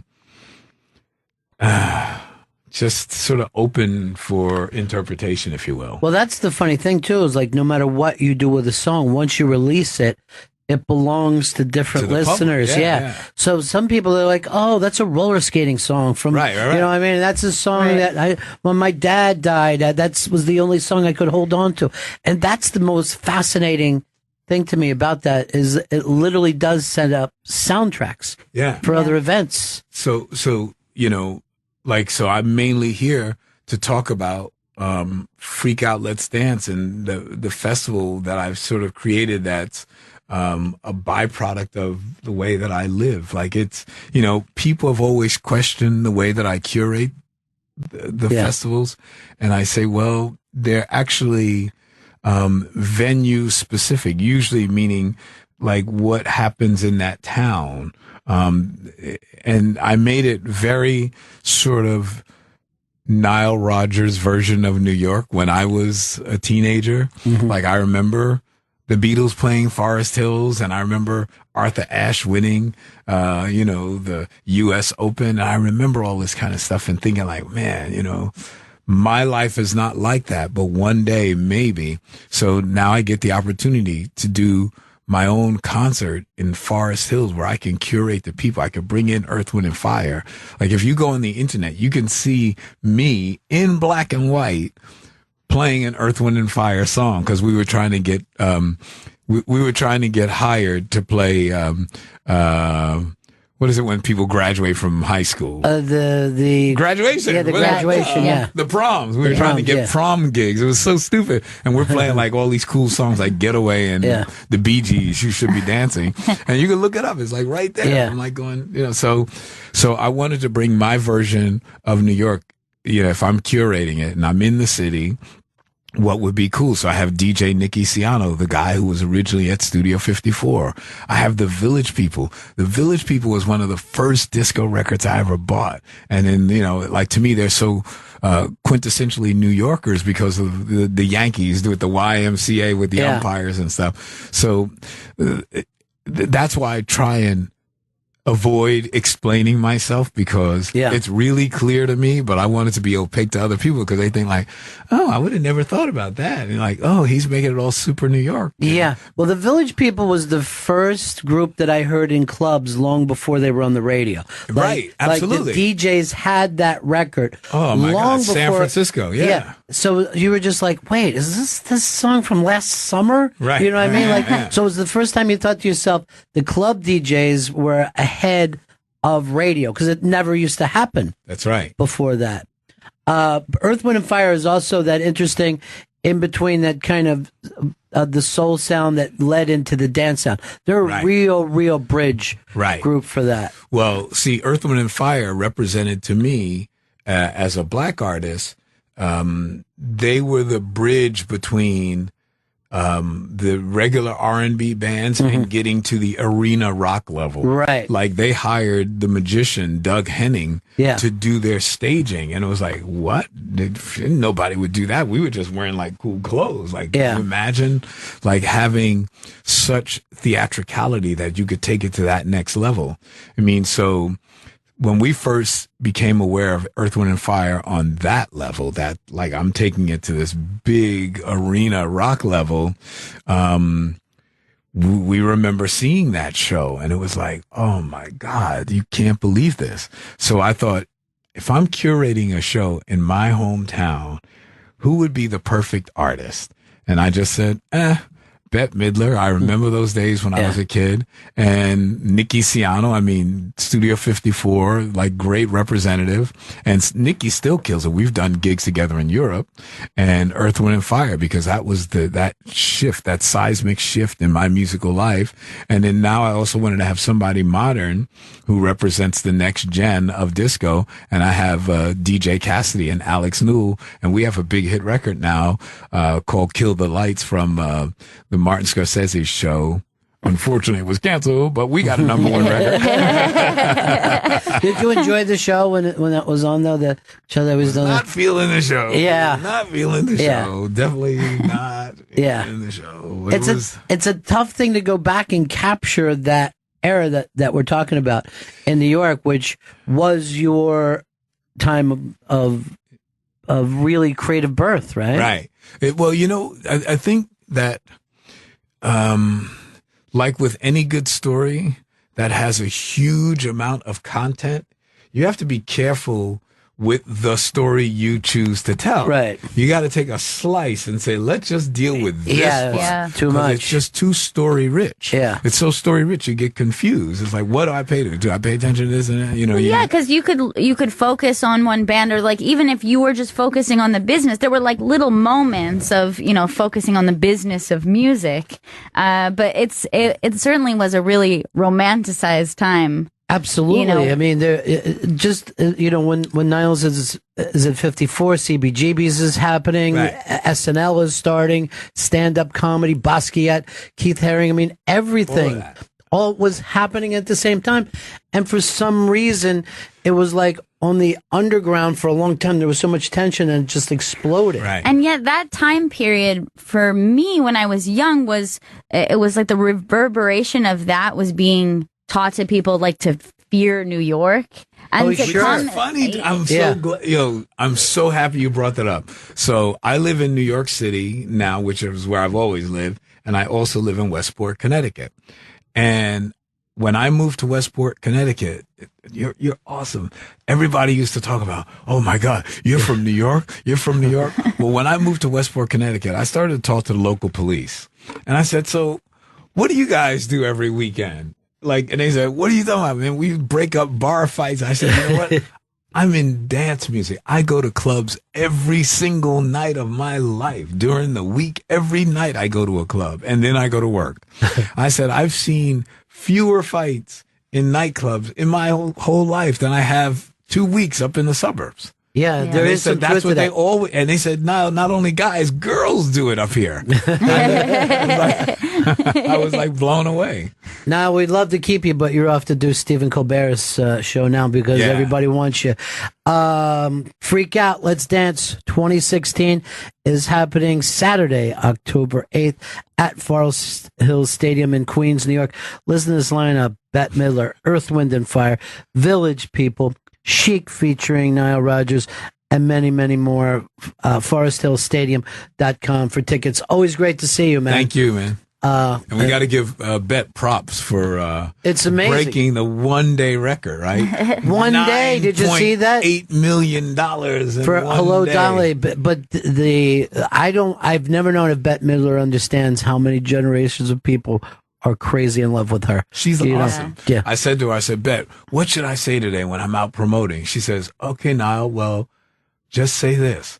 I'll be there, and it's going to be just like old times. I love it. Nile Rodgers, we'll see you soon. How much you love Nile? He's so great. He is so cool. Dude, here's the other thing that I love about him is that he does put together these one-time events. You know what I mean? Like a lot of people will think, hey, maybe we could get our own version of Lollapalooza, take it around the country. But he'll be just like, we're doing a show. It's going to this. We're going to be playing under the Brooklyn Bridge. It's going to be, you know what I mean? Like, we're going to be on a barge. Just come swinging by. Like, there's always something like that he's involved in. And when he was, broke out with Chic, it was exactly the same as what was the band like a couple of years ago that did "Where's the Love" and all that? The Black Eyed Peas. Yeah, like when the Black Eyed Peas suddenly went from hey, this little band, they're the biggest band in the world, and then it calmed down again. Right. That's how Chic was. It was just like bigger than anything that was happening, and then kind of disco ended. And he left that band and just started producing other artists. So he knows what it's like to be in the biggest band of the world. But then at the same time, it's like the stuff that he did with Bowie or, whatever, that stuff is also like timeless. Yeah. You can listen to Let's Dance and just hear that Chic guitar sound in there. It's so fantastic. Yeah, he is a very, very cool dude. What's also funny in New York is that you will never go into Central Park and not hear Chic because people still roller skate to it to this fucking day. And I accidentally even brought up roller skating in front of them because I'll be walking through Central Park and I'll just stop. These are such good times, and people are just going around. Always the dude with the water bottle on his head. Love this jam. I don't know why, but in that kind of street roller skating, someone has a bottle on their head every time I see them. Like at first I thought it was just like one dude, but then it became like a thing where I would be like, oh, okay, so people just put a water bottle on there. And it's always the guys who do like, it's not like they're like speed skating. Yeah, they're doing this thing where they're like, da-da, and they're like moving all like fluidly. Like, so funny. And they still use the old school roller skates too. You never see them rollerblade. They Right. still use those old big fat wheels. I think they're better for dancing. Yeah, Dance sure. skate. I don't think you can keep a water bottle on your head unless you're doing it. Tim Tebow showed up for his first Mets practice in the instructional league, and now people are going crazy selling the number 15 Mets fucking jersey. Part of it drives me nuts, and then the other part is like, let people enjoy themselves. Let them enjoy. Shots, stop being an asshole, Ron, and telling people he's not going to make the league. My mom already bought me a Tim Tebow shirt. You're kidding me. I come home yesterday and my mom goes, so I was on the internet, saw a shirt. It says Angel in the outfield. Oh, God. It says number 15 under it, and I immediately thought of you, so I bought it.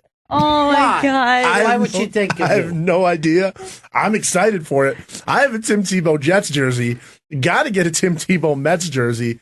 Gonna have my T-shirt. The money you piss away. It was my mom. You're right. You bought this. Your mom had nothing to do with it. You My go God. home, put on a wig, and go like this. I'm going to get you the nicest jersey, son. Why, he wouldn't even hurt a fly. Hi, boy, Vito. My mom is real. She better be, Vito, or else we're going. You better just not have some mummified mom at home, and you're lying to us all this time. Angel in the outfield. Can I just say this? That if I was a heavy Christian person, I'd be annoyed by that. You don't get to call a human being an angel. An angel would be a real thing to those people. Yeah. You know? An actual thing that you have to earn your wings or something. I don't know. Actually, humans can't become angels. No, it's not it's not a. No, it's a separate thing from humans. How do you not know that? Angels were around before. I thought. And one of the things that Lucifer was mad about was the attention God was giving the human beings. Because he was like, I thought we were gross. I was head angel. I know that part. I thought when you got up there, you could graduate to angel up in heaven. Graduate, bro.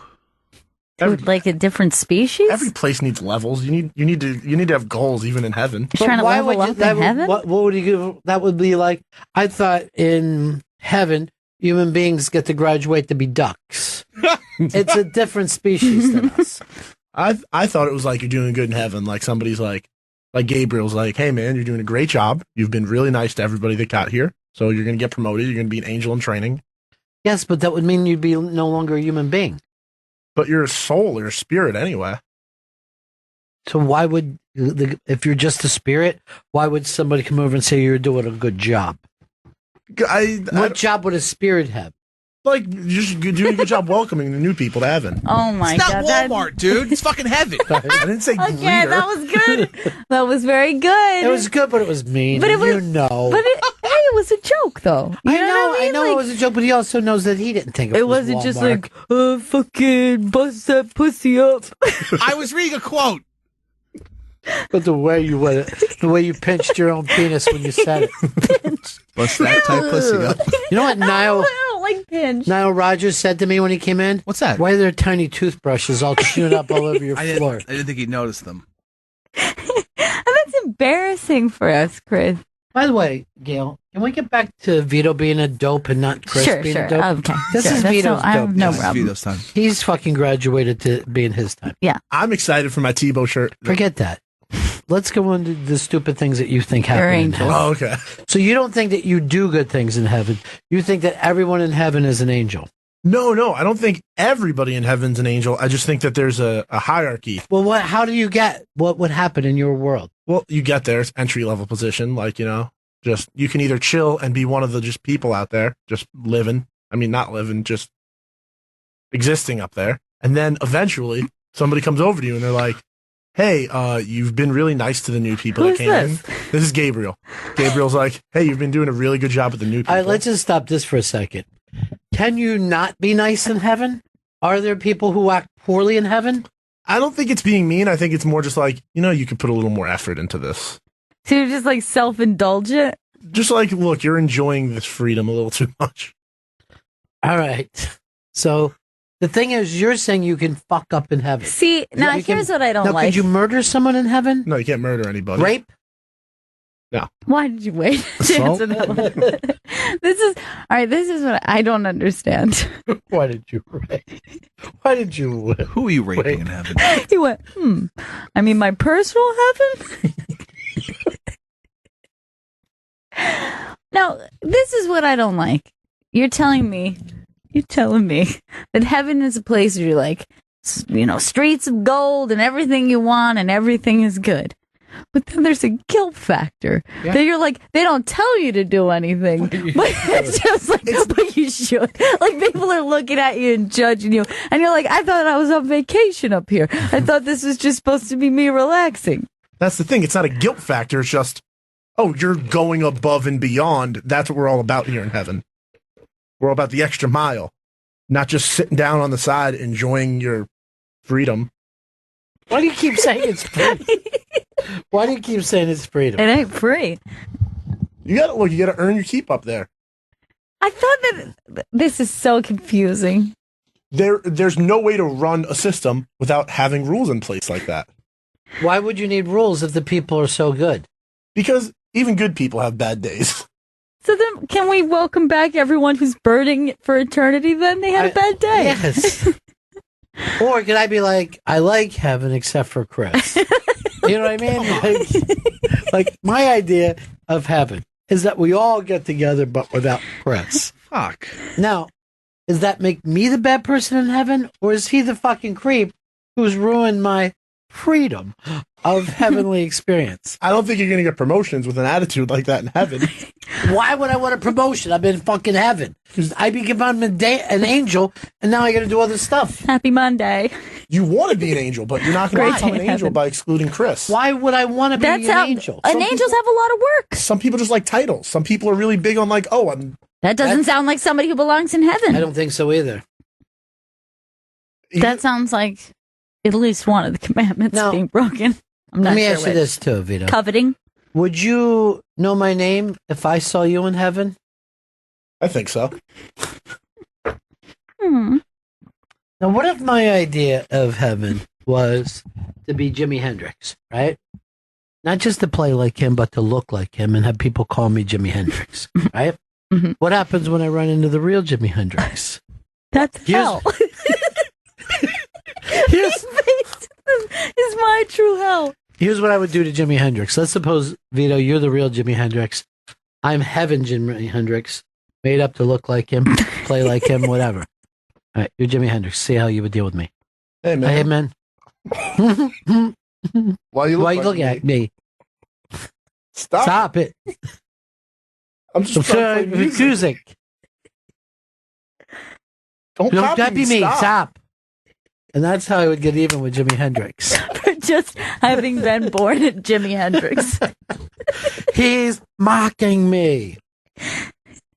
And I think people would probably think that I was Jimi Hendrix, and then finally, the real Jimi Hendrix would kill himself. Because then think of all the ladies you'll be getting. It's like, I was always so excited to go to heaven so I could be with Jimi Hendrix. And be like, yeah, it's heaven, isn't it? Now, would you want to come back to Earth if you were in heaven? As a being or just an observer? Observe. Wait. No, are you talking like Jack Frost style where you're oh no, not this again. Over something? I don't want tears here. Holy Spirit just roaming on through. Because I wouldn't mind, being one of those dudes who could come back and be like, boo. No. I would like to be the one that gets involved in people's lives and then like mysteriously disappears. And a guardian angel. Like why is it so hard for you to come up with that term? Jesus. Like some sort of like some sort of dude, like some sort of major dude who looks out. Let me ask you. So you believe in all this, right? Where were you before you were born? When you were heaven, then? No. Where were you? You don't exist until the egg. So you can believe in non-existence, right? Yes. But once something exists, it always exists. Yeah. So those tumbleweeds will be tumbleweed spirits. Well, they're not living beings, so they're not gonna. Well, let's say a dog. A dog, yeah. I think dogs go to heaven. All dogs. All dogs go, not bad dogs. Some dogs. All. What about a fucking dog that fucking chewed a baby up? He's a dog hell. He didn't know. What do you mean he didn't know? He fucking snuck in. He went up there. By the way, the All Dogs Go to Heaven, the title is misleading because there is a dog hell and all dogs go to heaven. Well, and he almost ends up there. You know more about it than me. That was a great all I film. know is the title. Charlie. It's a great film. I like the Christmas special the best. What? Get out of here. Millennials. Now, do all cats go to heaven? I don't think any cats go to heaven. No, I'm just kidding. I don't know. They're like adults. probably I'll yeah, tell you they go this. to dog heaven. But then get chased? They love it. So the bad cats go to dog heaven. That's hilarious. That's the fucking funniest line you can ever have. That is the best. You keep it up and you're going to dog heaven.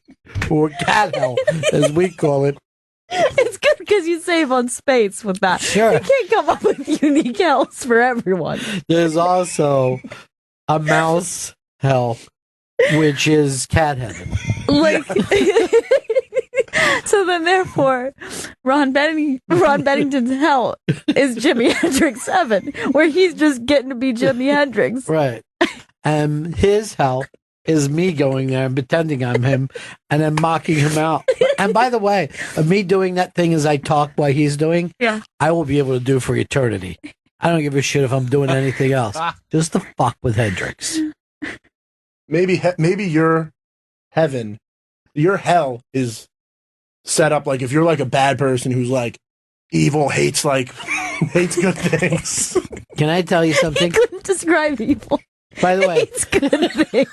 The definition of evil is hating good things. you know what he's doing? He's doing more for atheism right now than anyone else. I know. If you're an atheist, don't get upset at Vito. He's helping you. Why am I breaking, Chris? Bobby Slayton is here. You see us riffing and Yeah, fucking we're killing? having fun. Going to dog heaven. I could spend the rest of the show picking what a dope he is. Now you got to hear about fucking Slayton's problems for an hour? I don't get it. I get here and fucking Woody Allen's waiting, right? And he says to me, no, just do it the way it's written. Don't even do anything else. I'm probably not even going to put it in. Did you get over the flats? Mitchell was looking for you. They all eventually just come into the same voice. We'll break because Chris is a fucking bit stopper. I'll tell you something else. This 1962 pilot's haircut that you're doing now, it's got to stop. You were a hippie hair guy. It was great. For like 7 years, yeah. Yeah. Now you look like Clutch Cargo. Fucking drop it in and tell us that the plane's leaving. You having a good day today, though, right? I'm feeling better. I'm feeling healthier. Feeling stronger. No. You don't look it. No. No, I am very sweaty. Yeah. You got a glow about you. That's good, though. By the way, remember we were talking about Marin getting the gig? He's going to be on a TV show on Netflix based on Glow, which was the glamorous ladies of wrestling. That's cool. From what, the 90s? The late 80s? No, 80s, 90s? I would say. Yeah. So that's going to be like a 10-part series on, I can't keep up with Netflix. There's like, they put so much stuff out there. Too much content. And then once I go over, I'm like, I'm going to watch some Netflix. And then I look over and Madden's right next to it. What the hell? I'm like, I'm going to play Madden. They just switched over to the Bucks after winning fucking Super Bowl after Super Bowl for the Eagles. I'm now seeing if I can turn James Winston's game around. Do it, man. Oh, I'll tell you this. I had 2 fucking great games where literally it was like the greatest games of all time. And I just get crushed twice. That sucks. Yeah, I was fucking tossing and turning last night going like this. What the fuck? My Madden skills left me? And I remember, no quarterback lets his confidence come down. You know what I mean? Like, even when I'm beat down, I'm still confident that I'm the best man for the job. I can't wait to end this show and just rush home. Put the Bucks back on the scoreboard. Bennington. It's the Bennington Show. Bobby Slayton is here. He's going to be headlining the Improv in Pittsburgh Friday, September 23rd through Sunday the 25th. And Bobby's in Woody Allen's new Amazon series, Crisis in 6 Scenes, premieres on Amazon Friday, September 30th.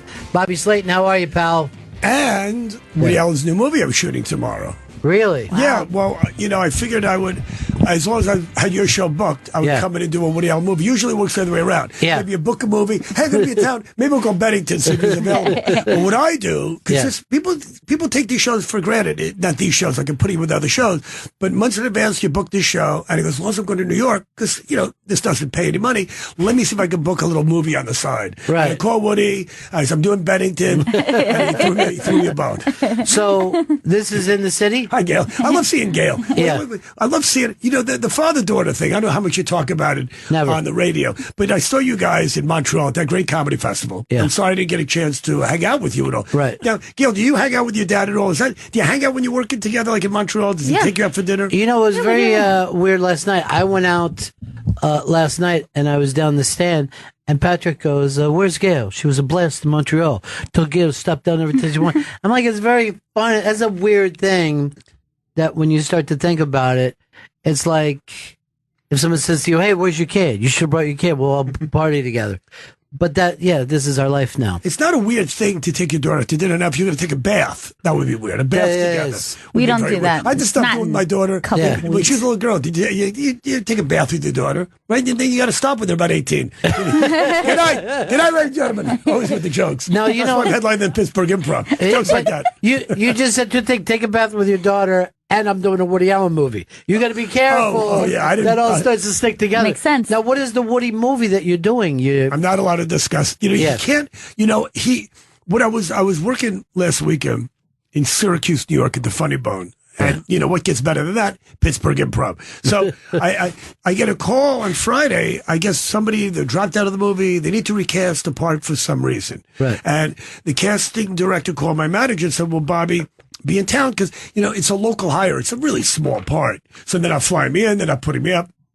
And it's a Woody Allen movie. It doesn't matter if they're flying me in. Every comic in the business, when I did his Amazon show, I had a lot of famous comics go, well, hey, what are you working with Woody? And these guys have done tremendous projects with Scorsese and Tarantino. But there's something about Woody Allen that's legendary in the comedy world. He's like one of the heads on Mount Rushmore. Everybody wants to work with him. And even somebody like Kate Blanchett, or everybody gets paid, I think it's scale or not much more. And you get the standard hotel room, whatever the SAG-AFTRA contract says. So it doesn't, I would have done anything to work with Woody. So I just happened to be coming into town, and it's a small part, but who cares? What part of town are you shooting at? Do you know yet? Well, they shot in Coney Island. Yeah. And now I think we're shooting, I think I'm allowed to talk about where we're shooting. I think we're shooting actually in upstate somewhere, on the pier. I don't know. They have to get that kind of 1950s feel or something. Right. So it's hard. It's like when I was in Vegas, we did that Rat Pack movie. The one for HBO with Ray Liotta. Yeah, you were Joey Bishop. Yeah, they wanted me for Sammy Davis, but because I could sing and I could dance and I could play drums, but I just wasn't the right whatever. Yeah. So they couldn't shoot any of that in Vegas because there is nothing in Vegas, nothing that really looks like it did in old Vegas. I mean, there's one restaurant in the Four Queens Hotel, but if you got a shot of the Strip, they made a mistake, and I had to go on IMDb to see this. The opening up of the movie, there's a shot of the old Sands Hotel, that iconic, classic, that tower with the Rat Pack played. Yeah. So they show that. And that tower wasn't built till like a year or two after the Rat Pack broke up. So we had to do that all on a set. So I was like all excited. Hey, we're going to Vegas. But it's all done in the studio. And then we did all the scenes on stage. I feel there'd be a live audience out there. I could mess around a little, be Joey Bishop. Yeah. There's nobody in the audience. Welcome to showbiz, Bobby. Right. But here's the thing. To not get laughs meant that you were really playing Joey Bishop. Oh, right. Because that was the perfect Joey. Joey Bishop used to do Acme commercials in Philly because he was from Philly. And I used to even being a little kid, and I'm like, so he's a comedian, Joey Bishop, of all people. Well, to give him credit, I guess he was really funny. A lot of stuff you put in context. Like if you showed your daughter stuff that you watched as a kid, like I showed my daughter, the Marx Brothers and Abbott and Costello, she liked it. Yeah. Didn't realize how great they are because they come from a different mindset, a different generation. Marx Brothers, funny to you, Gail? Yeah, the Marx Brothers are Remember funny. we sat around one night, our whole family, I forget what it was, like a holiday, and we just watched Marx Brother after Marx Brother movie. Yeah. And we were screaming. We were dying. We were dying laughing. And I was not aware that it was going to be that level of funny. Like, I had seen, like, clips of Marx Brothers stuff. How old were you then? This was recently. This wasn't that long ago.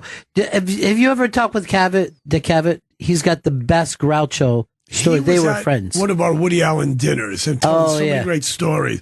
But I think he might have told, what's the story? Well, there's this, he was friends with Groucho when Groucho was older. Right. So the stories can go on forever. Like he could come in now and like he has a million stories, but if he just told Groucho stories, you'd be dying. How funny Groucho is. It's great stuff. Well, the night we had dinner, it's him and Woody, because they're both, disciples. They both love Groucho. Right. And, to hear. See, that's what's great about showbiz, but I wish I was kind of alive and in this business. I wish I was in the business now, but I wish I was in the business. In the old days, like the Algonquin Round Table, right? About all these great writers sitting at the the hotel, or the Hillcrest Country Club, which the Jews started because they couldn't get into any country club, and there's Jack Benny and Al Jolson and Phil Silvers and Groucho, and you think how great that would have been. But if I would have been there, I'd be dead now, and I wouldn't be doing your show. Right, So but it is true. But I read like George Burns's book, and he was part of that thing, and Groucho was part of that table, and those guys would just go there for lunch. I don't even think they golfed. Right. They would just go there. It's like pinochle, and they sit there, do show business like stories. Jews. It sounds really fascinating. Yeah. But why did Jews love to sweat so much? They love to just sit and sweat. I don't know the answer to that. I put a little steam in my shower, and I use it all the time. I like to sweat. Yeah. I don't know. What are they called? Schwitz? Yeah. When we did the Rat Pack movie, the opening scene was we're all in a steam room, because what the Rat Pack would do is they would, they'd work all night, and then they'd drink and they'd party, they get the broads, and then the next day, whatever, like 2, 3 o'clock in the afternoon, before they had to do their show, they play golf, whatever, and they go schwitz, and they'd steam out all the, the poisons. Yeah. So our opening scene was us schwitzing, and even though it's not real steam, it still got really hot in there. So I didn't realize this. They had to bring in specialty makeup artists because of all my tats. And then Doug Cheadle, they had to have a guy that specialized in black tattoos or something, and black skin, and so they had to actually bring in people. So as we're doing the scenes, the makeup's melting. They got to just your pants. Cheadle was great in that too, and then his thing was like he really didn't like the race jokes that the other guys did about him. So you'd see him turn around, and look like his feelings were hurt a little bit. But if you think about the power of that Rat Pack, like how many of them were as big as you could get. We don't even have people that could hang out. Yeah, like that today. if you even think about the fact that there's still household names, and like there were plenty of entertainment before and after that seemed probably just as powerful then. But the fact that young people would know who they are today. Absolutely. But you know what? When you say household names, maybe in your household and my household, but you'd be surprised at how many households who don't, people in their 20s and 30s and even 40s can't name the 4 Beatles. When John Landis did that documentary about Don Rickles, I was in this Showtime about 5-6 years ago. And I was working at Hooters in Vegas, and all the wait staff and all the security. Hey, I saw you in that Don Rickles thing, and I didn't even know who Don Rickles was. Is that right? Know who he is, and there's still people today that can't tell you who Keith Richards is. The people, and that's why bring on the global warming. But President Trump's going to fix everything. I don't know how it's going to make America great again. We're going to be able to watch these old shows. Yeah. These people but the sad thing is, these people are not household names like Jack Benny, and there's a lot of people that don't know the Honeymooners. A lot of those shows were before my time, but these people were the Little Rascals, Al Jolson, Lon Chaney, whatever. You grew up watching television, reading books, and I hate to sound like my father, but kids today are so goddamn stupid. Well, Vito was telling me. Speaking of stupid people. He didn't know who Elton John was. He goes, Elton? How is that a name? I go, you're kidding me. Do you know who the Brad Pack was? Do you know them at all? No. You never. What did Peter Lawford do for the Brat Pack?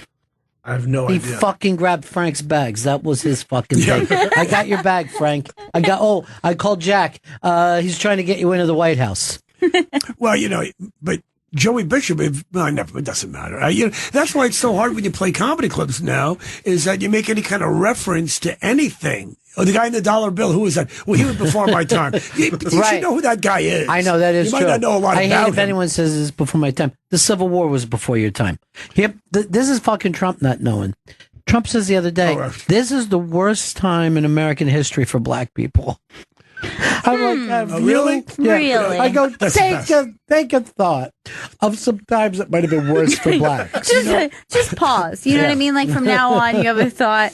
Just take a breath. Yeah. Count to 3. Oh my God! Just On know this, Mississippi. Trump. We don't have a term for runaway black people today. We don't. There's not an underground they have to He go was in. running for president of Germany. He goes, "This is the worst time for Jews ever in Germany today. Right now, Jews cannot be doing worse." I mean, But you know what? really rough You know for them.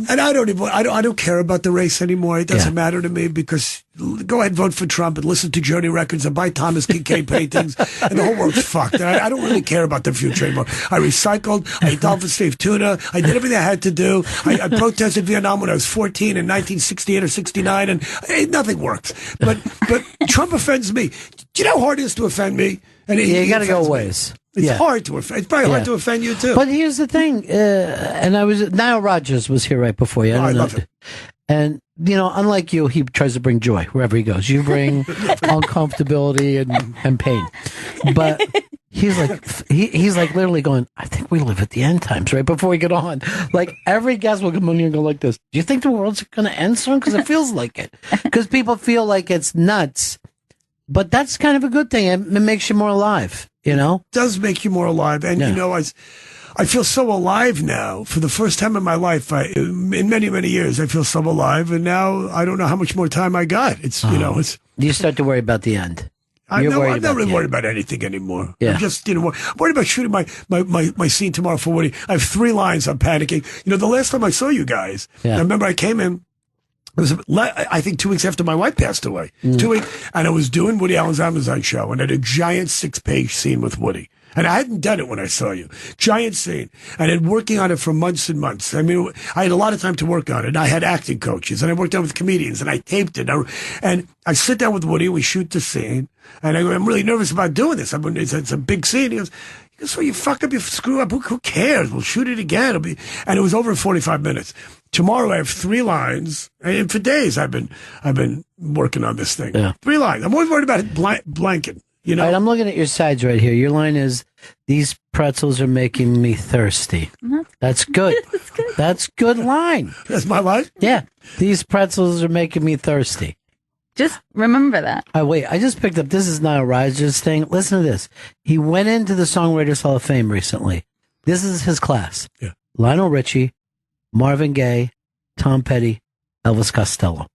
It's a good class. I can't get into a class like that. Lionel Richie, how does he fit in there? You know what? How does that work? He did write Brick House, which is a fucking amazing song. It's a great song. It was great. More than, could you ever write a song? How can I write a song? I would love to write a song. I would love to say, but I came up with a song, but I got nothing there. You should take your daughter. Did you see that Carole King musical? Yeah. Beautiful. Yeah. Did you see it? Yeah, we went together. Yeah. I took really my daughter. nice I took time. my wife to see it, and then I took my daughter to see it because I couldn't have those two together in the same room. I don't know how, as a family dynamic, it's would you unbelievable. have? Yeah, it's great. It's great. Your family with your wife and your daughter together. Yes. Yeah. Why? Good. Yes. No, why? Your daughter didn't get along with your wife? No. They get along great. Oh, but too they good. Gang up and double team. Oh, yeah. No, we don't have to. They just ignore. They ignore. That's the thing. No, I have to take them. Like I take my daughter to New York or my wife to New York. I take one of them somewhere. I couldn't take them both in the same place because it would be a nightmare. Like right now, you're doing a show with your daughter. Could you do a radio show with your wife? She probably wouldn't talk in public. She's like, I don't want to be in public. It'd be great. Yeah. Perfect wife if she didn't talk in private either. That'd be the best wife ever. Doesn't talk in public or private. You would have been happier. I'd marry the woman sight unseen. You would have been happier at Hillcrest. Best broad ever. Yeah. By the way, love me, by the way. You like, don't you wish I was your father, kind of, or Uncle Bobby? You know what? I mean, I do call you Uncle Bobby. So Do that you? makes sense. Well, that's your actual. You have an actual Uncle Bobby whose feelings are hurt. Really? Right That was him. No. Okay. His feelings would be hurt right now. Bobby Slayton, or Uncle Bobby, as they call him out in America. The Improv in Pittsburgh from Friday, September 23rd through September the 25th. Improv.com. You can see Bobby in Woody Allen's new Amazon series, Crisis in 16. Does this all come out as all of the episodes are together? Or they Nobody release tells it week me by anything. yeah. They did a big giant premiere last month or a few weeks ago in New York. Nobody calls me because I only was in one episode, but still it was, You felt like you should have been there. I probably could have made it. This takes place in the 60s, right? Yeah, I don't. When did it take place? It looks like they're they're talking about that. Yes. And then the Coney Island movie that he's doing, that's the 50s or 60s? I think it's 50s, 40s, 50s. But he's a very nostalgic I don't know what I guy. want to talk about, but it's been in the papers. Yeah, so I guess it's been in the papers. I mean, you can't, like, you're excited when you say you're in a Woody Allen movie. We're always excited whenever we see Woody's shooting on the street because you never feel more like a New Yorker than if you see. I swear to you, someday you'll say, "Oh, I saw Woody Allen shooting a movie," and people will lean in, like 30 years from now. I skipped school once because Woody Allen was shooting on my way to school. Good. I was on my way to school. This is when I was in high school. Did you know that about her? I No. called.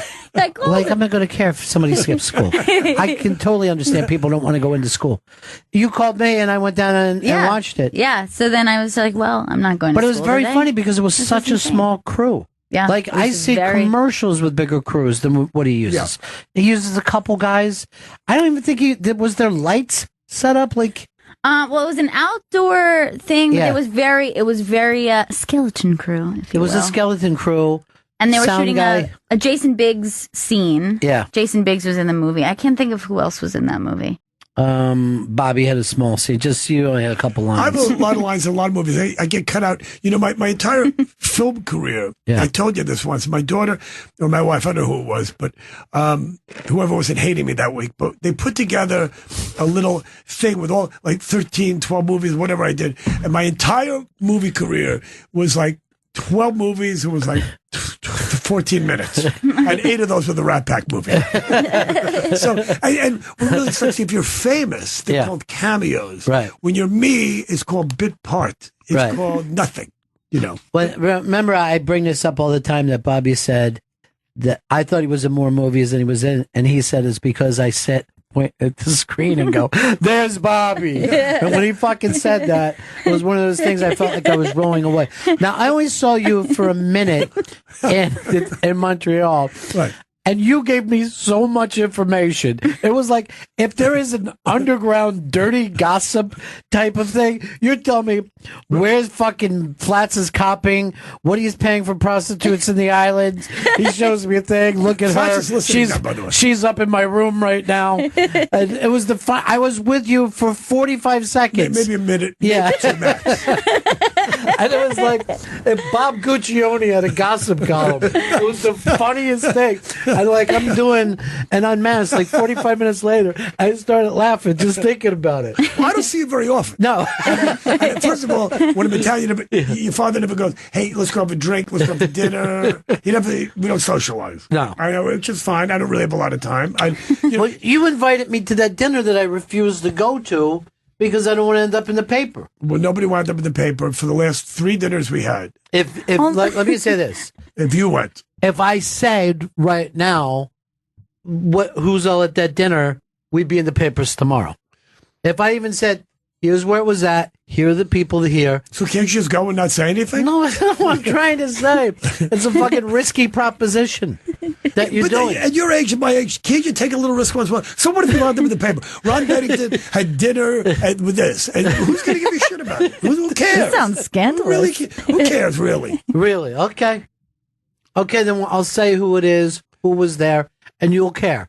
Because you'll get a fucking call from 6 publicists to say both the goddamn candidates are fucking tied in with this guy. Both. Yeah.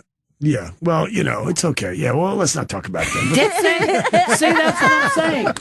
I mean, I want to be at the point where I can just to talk like a person and not in code. Really, you don't know any of these people? You don't know who we're talking about? No. He doesn't know who Peter Lawford was or Joey Bishop. Can you name? Can you name Kramer from Seinfeld? Are you familiar with that? Michael. How old are you? 23. Okay, you can name the 4 Beatles. Yeah. Yeah. Well, you didn't. All right. Paul, George. The whole name. The full name. And that's not the order it usually goes in when you say it. No one would say that. Remember the order for some reason it's out of order. Yeah. Paul McCartney, John Lennon, Ringo Starr. Okay. Yeah, one more. He sounds like the House Un-Americans committee. He's going to be naming names. He's very hesitant about naming it, but trying to save his own ass. By the way, do you know who the House Un-American committee is? And who's the last one? George. Okay. George what? Bush? George H. George. All right. Well, but I guess, That's pretty good, though. I guess He was before close. your time. Very guess close. it's okay. My daughter wouldn't have known. I'm taking my daughter to see with Flats. We're going to see the Rolling Stones in Las Vegas. Uh-huh. And I'm taking my daughter to see them next month with my new girlfriend. How weird is that? That's strange. And Flat's going to be there? Flats is coming with us. What are you going to do when Flat starts fucking cutting out those fat lines? You're going to act like, Uncle Georgie, he gets a bad nasal thing. I don't know. I don't. Well, I go to the bathroom with him because I'm afraid he's going to We're fall not down. staying in the same room. Good. Smart. who's Flat bringing with him? I don't think he's bringing anybody. Yeah. I think he's coming to town. And with a couple of friends, and we knew the Stones were playing, so he's flying in. And I had an extra ticket, and it was, I can't bring my wife because she's not alive anymore, so I'm bringing my girlfriend. And then my daughter was, I wanted to go, and I figured this would be kind of an interesting dynamic. My new girlfriend, I mean, I've only been seeing her for a month. My wife's only been gone for 6 months. But I'll tell you what's really weird. I spoke at her husband's funeral about a year ago, really and I weird. never met her before. I met her once, and I didn't know her. I spoke at the funeral. A friend of mine. And a few months ago, she called me. We kind of live in the same neighborhood, see how I was doing. I go, how you doing? We should meet for a drink. And I didn't think anything of this. And next thing you know, I'm madly in love again. Now, It's weird. when you spoke at her husband's funeral, right? Who booked that? How much time did you have to do? Who booked it? Well, first of all, Yeah. I wasn't happy. Do we know him? Is he a comedian? No, I can't really talk about who he was. Yeah. Why? Yeah, because a lot of some stuff going down. All right, so here's the thing. None of your life can you put out here on the radio. I'm talking about, I played the Pittsburgh Improv. What more do you want? I'm doing a Woody Allen movie. How much information do you need in one hour session? It's not like the whole show's about me. You book me for a week, we'll get into deeper crap. That's so funny. So you can't say who he is. Not right So you now. feel a little guilty about it, I guess. Of course, I feel guilty. My wife's been gone 6 months, and now I got a new girlfriend, and her husband's dead, and she's dating me, the widow, the widower. It's really weird. And you know something? For the last 5 months, there was something about the freedom, and I'm not happy about my wife passing away, but there's something about the freedom of being alone in this house and not having to answer to anybody because my daughter's now grown up and living with her boyfriend. I had this house to myself, and I could, and it was getting dangerous because I didn't know when the music was too loud or the TV was too loud or I had too much garlic or too much wine. I didn't know when the air conditioning was on too high. I didn't know when I was driving too fast. Even Keith Richards called me up because he was worried about me. My life was spinning out of control. So maybe it's a good thing I met this woman to put everything back in, regular. You met her at the funeral. Yeah, I met her once and before. you winked. You were doing well. You're doing the eulogy. You're doing well. You see her laugh and you wink. And you're like, Yeah. You know. The eulogy? Yeah. My wife was still alive then, so I wasn't really hitting up You on weren't even thinking of the widow at the time. No, not at the time. So that's kind of weird. But is this a guy that if you said his name, we would know it? No. Okay. No. Yeah. No. All right, good. Your producer, your board guy certainly wouldn't know it. No. But he knew it. No. John Lennon. And George H. George H. George H. My favorite. They're annoying.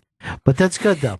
So you're in love again. Yes. Is your daughter comfortable with this? It's bizarre. It's but happening fast. Huh? It's happening fast. Is she happy for you? Yeah. Or she's My uncomfortable? daughter, look, put it this, I met this woman and we went out for dinner and I my brother's been staying with me since my wife passed away and he takes care of my dog when I'm gone and my brother and I like to cook and so he's kind of sleeps on the couch. We hang out, watch, games and stuff. But, I told him, And I said to my daughter after like a week, I said, I'm kind of dating this woman.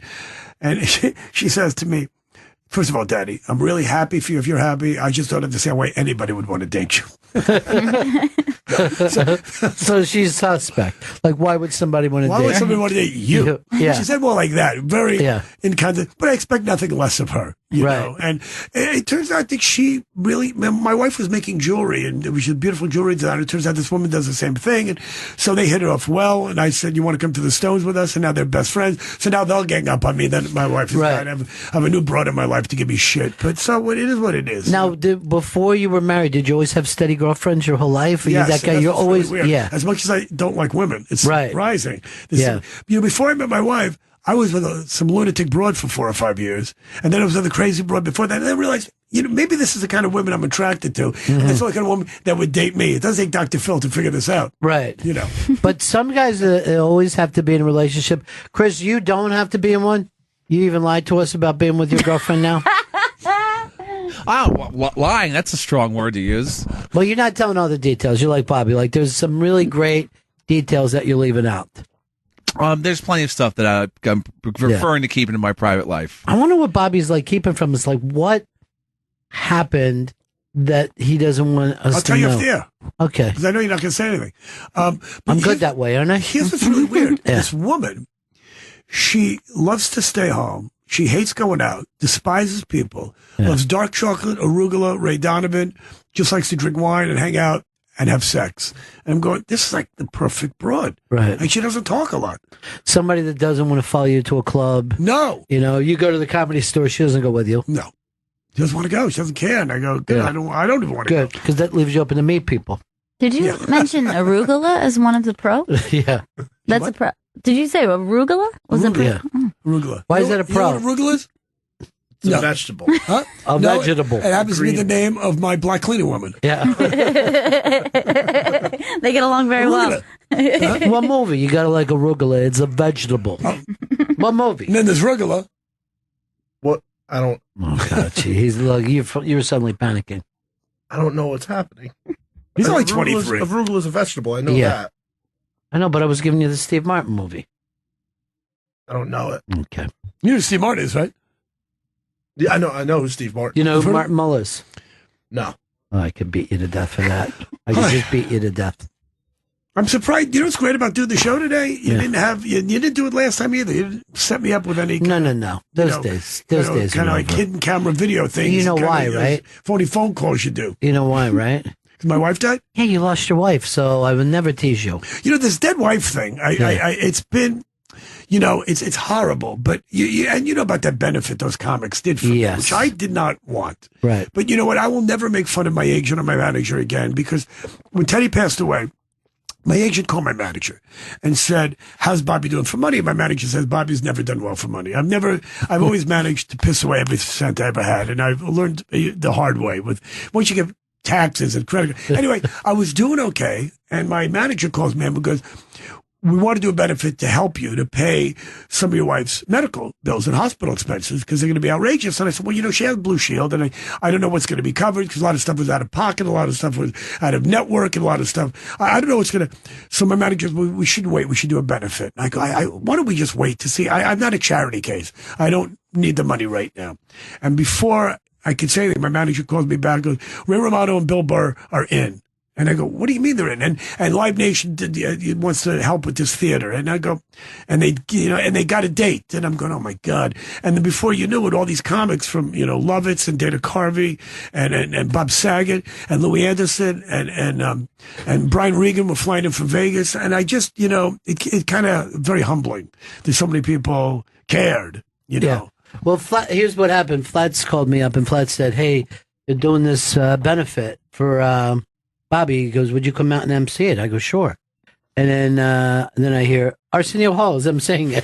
I'm like, oh, okay. I don't mind being bumped. That had to be hear from you right away. What do I want Arsenio Hall for? But I think I mean, when you hear the names that came in, see what they could do for Bobby. See, he acts like he's not loved. He acts like his career's nowhere. Clearly left. But he's in Woody Allen movies.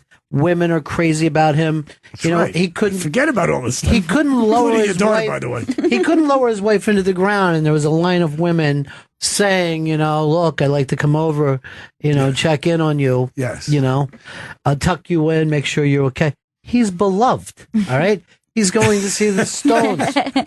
Fucking Flats go to fucking rat hole a quarter ounce of coke up his ass.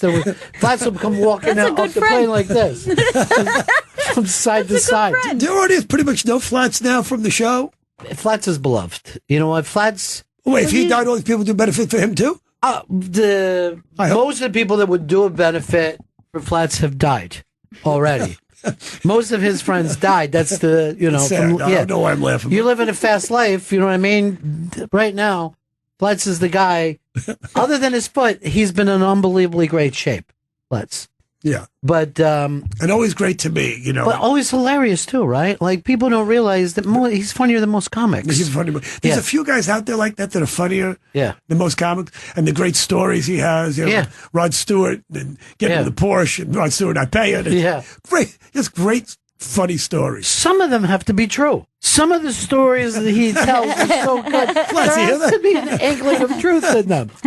No, you ever hear of when he was pulled off the plane and fucking shackled next to someone? Wait, no. So he's getting on a plane. Why didn't you never tell me this story? I think it might have even been his honeymoon. So he's getting on the fucking plane. He hears something.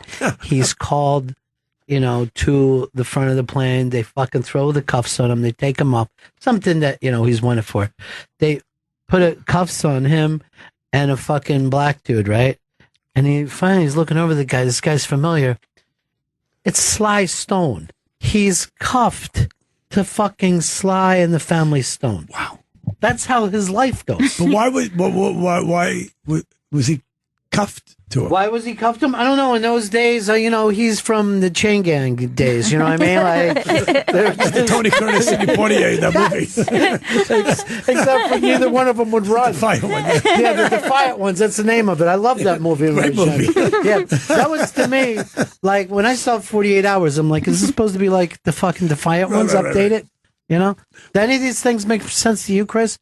You're not like him, right? You heard of the Defiant I Ones. know things. Now, when Chris was really on his game, he would have had Flats on the phone now to explain the story. He doesn't do that. He does it like I'll be talking about a song. He does until I have to go like this. Chris, would you get the song?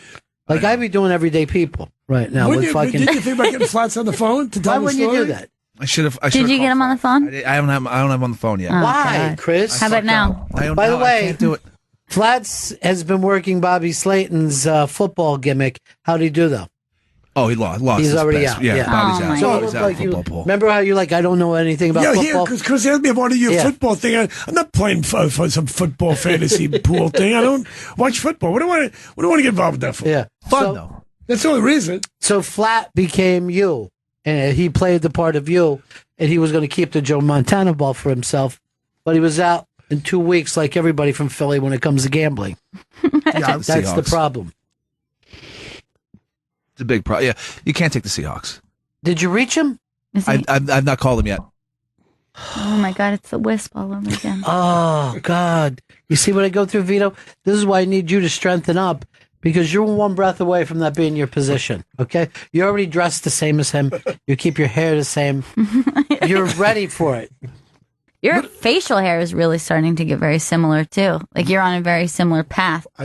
My beard's fuller, though. Dude, I came in the other day. These two were French kissing. Chris and Vito. You guys are close. Yeah, they said, are you a little cold in here, Bobby? I can change the air. You look cold? Yeah. No. I'm not cold. You look cold. I'm not cold. Look, it's fine. It's cold in here. I know how you people like to sweat. No, I just had my head between my legs. I'm just getting comfortable. I'm not cold whatsoever. But I worry. Your wife passed away. I want you to be nice and warm. You know, so what I was going to tell you was, that's what I was saying. So playing the dead wife card, you know, all those comedians that did that benefit for me, they raised a little bit of money, still in escrow, so I find out, you know, was suing the hospital because they killed her. But every comic on that thing I try to take out for dinner. I try to take out Dana Carvey, he bought dinner. I try to take out John Lovitz, he buys dinner. I take out Bill Burr, he buys dinner. I can't, this guy wouldn't even let me buy dinner. And then so these comedians just, and they were not just comedians, they're great comedians and they're really good friends. They're some of the greatest comedians of all time. Like the list that you brought up, we could put at any time. And then Howie Mandel, when I saw him up in Montreal, goes, "Why didn't you call me?" And then Leno says, "I would have done it." Going, "How many people do we need?" It was just nice. And Arsenio says to me, "It was an honor to host the thing, and he couldn't have been better." It was just a nice thing. Why didn't you do an East Coast version of this? We'll use the leftover. Let's do the leftover. How much money do we need to raise? It's okay. You know what? I'll MC. I'll bring up Woody Allen. I'll bring everybody from those fucking dinners that you don't want to say where they're being held at. But that's a nice night. The secret dinners. Yeah, the secret dinners. All right, hold on. Here's Flats. Flats. Yo. Listen, I want to do a quick call. They're coming. You got 5 minutes. Get rid of everything.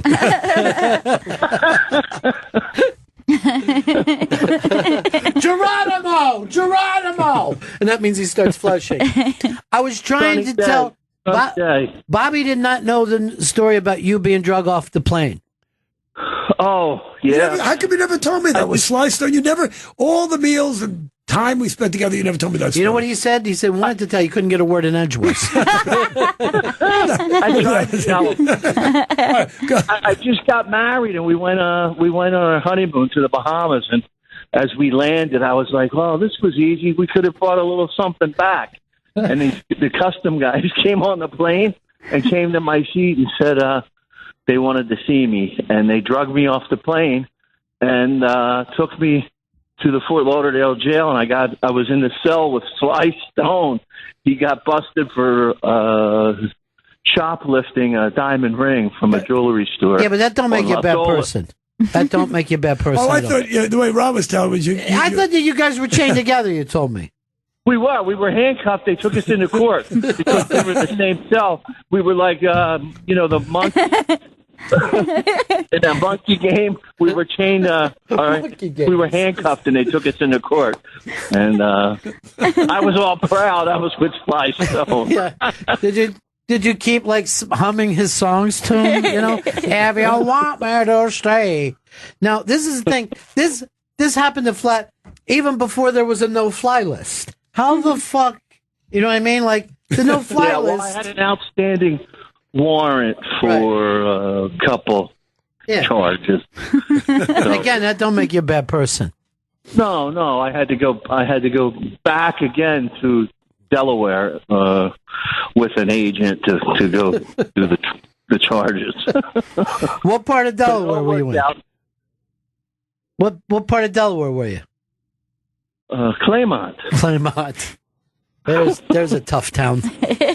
That's a funny story, though. See, he's got a million of these stories, and Bobby, you got a crazy amount. You guys should sit down and write a script. Yeah, me and Flats? Yeah. And hand it to Woody and say, "Look, the one thing that right your weekend alley. is writing. Here's a dope story from the 80s. I think you'll like it." That guy Woody's writing a new movie every couple of months. He finishes one, he writes another one. And he doesn't stop. Right. And you're not even writing new jokes. That's the I thing. got plenty of new stuff. You'll hear him this weekend at the Pittsburgh Improv. And next week, Sarasota, McCurdy's. And Flats, I can't believe you didn't plug your new car business. You're on the Bennington show. Yeah, what's happening there? Palm Beach Super Sports. If you need a Bentley or 911, I got them. A lot of us don't make that kind of drug money, so we can't afford those. That's the only cars that they sell in Palm Beach. Right. Well, that's so. This is just. Well, when I come up, I'll have to tell you the story about Rod Stewart. Bobby can tell you in a little bit. Well, it's not my story. You got to tell it. It was great. It's one of my favorite Flat stories. I saw Rod in here not too long ago. I'm like, what an attractive older woman. You know what I mean? Like he's really moved into that thing. It's a handsome woman. We got to end this, Bobby. Seriously, it's always great to see you. It's great to see you guys. Yeah. I love coming on this show. I didn't know that. I didn't think that you did. You do? Yeah. True. Well, yeah, I don't know, And you were hanging with him in... Yeah, we were together during the Kindler thing. yeah. Which is okay. He's great. I love Kindler. But, he goes on, and it's too bad. You were doing a radio show, or you get ready for your radio show. Yeah, but here's the thing. I had that all lined up for Flat to come up to that. He had tickets to everything. He was going to represent the entire bang. Oh, really? Really? Yeah, I had him as a writer, and he was like, "You know what? I can't." Well, no, I don't even think he said he couldn't do it. Did you, Flat? Yeah. Okay. Yeah, I knew it. I'll let you know. Well, you just got back I'll from let you Costa know. Rica, and then you go to Vegas for the Stones thing. You can't be, it's. I heard all about. Within a minute, I heard everything that you did in Costa Rica, and nothing about you has story, changed. Yeah. Bobby's like yelled at me. They're proud if their kids are prostitutes. It's wide open there, he said. They're proud. He goes, like if you were happy your kid became a doctor or lawyer, that's how they feel about a prostitute daughter. That's what you told me, Flats, right? Yeah. Thank you. Badge of honor. I just tell him what you told me. He goes, he's got 2 of them. He's got a piece he just picked up on the street, and he had a wonderful weekend. I was cracking up. Nothing that Flats would have told you. Yeah. Oh, no. He doesn't keep secrets. That's for sure. Except for when you jacked all over that fucking girl that time that I sent down and told you to keep an eye on. Jolie Williams. All right. You're not supposed to give out. She's a married person now. She's a married person. She has a different name now. Yeah, but that's still, somebody wants to link in. I was like, Flat, keep an eye on her. She's young. She's doing a gig. Oh, no. Please. I go, you're Sweet responsible. Julie. Yeah. She made the mistake of taking a nap while he was in the house. All right. Bobby Slayton headlining the Improv in Pittsburgh. On that note, September 23rd through Sunday the 25th. Then you can see him in Woody Allen's Crisis in 6 Scenes. And then you said you're doing Les McCurdy's place? Yeah, dude. I haven't seen him. You know Les. I haven't seen him in a million years. Give him my best. I don't think he's there next weekend. I'm playing that for the second time. I played I've never been. He's got a new beautiful theater in Sarasota. Beautiful theater. Yeah, he's run that town for a long time. That's great to hear. All right, that's it for us. Flat. Talk to you later, buddy. Okay, bye-bye. All right, bye-bye. Bye-bye. I said bye-bye. That didn't seem like it would come out of him. Really, Bye-bye. that wasn't a Flat kind of bye-bye. Nighty-night. That wasn't the Flat I know. I will see you again in 1974. Ladies and gentlemen, the evening is over. We hope you all enjoyed yourselves, and we'll see you all again in 1974. Good evening!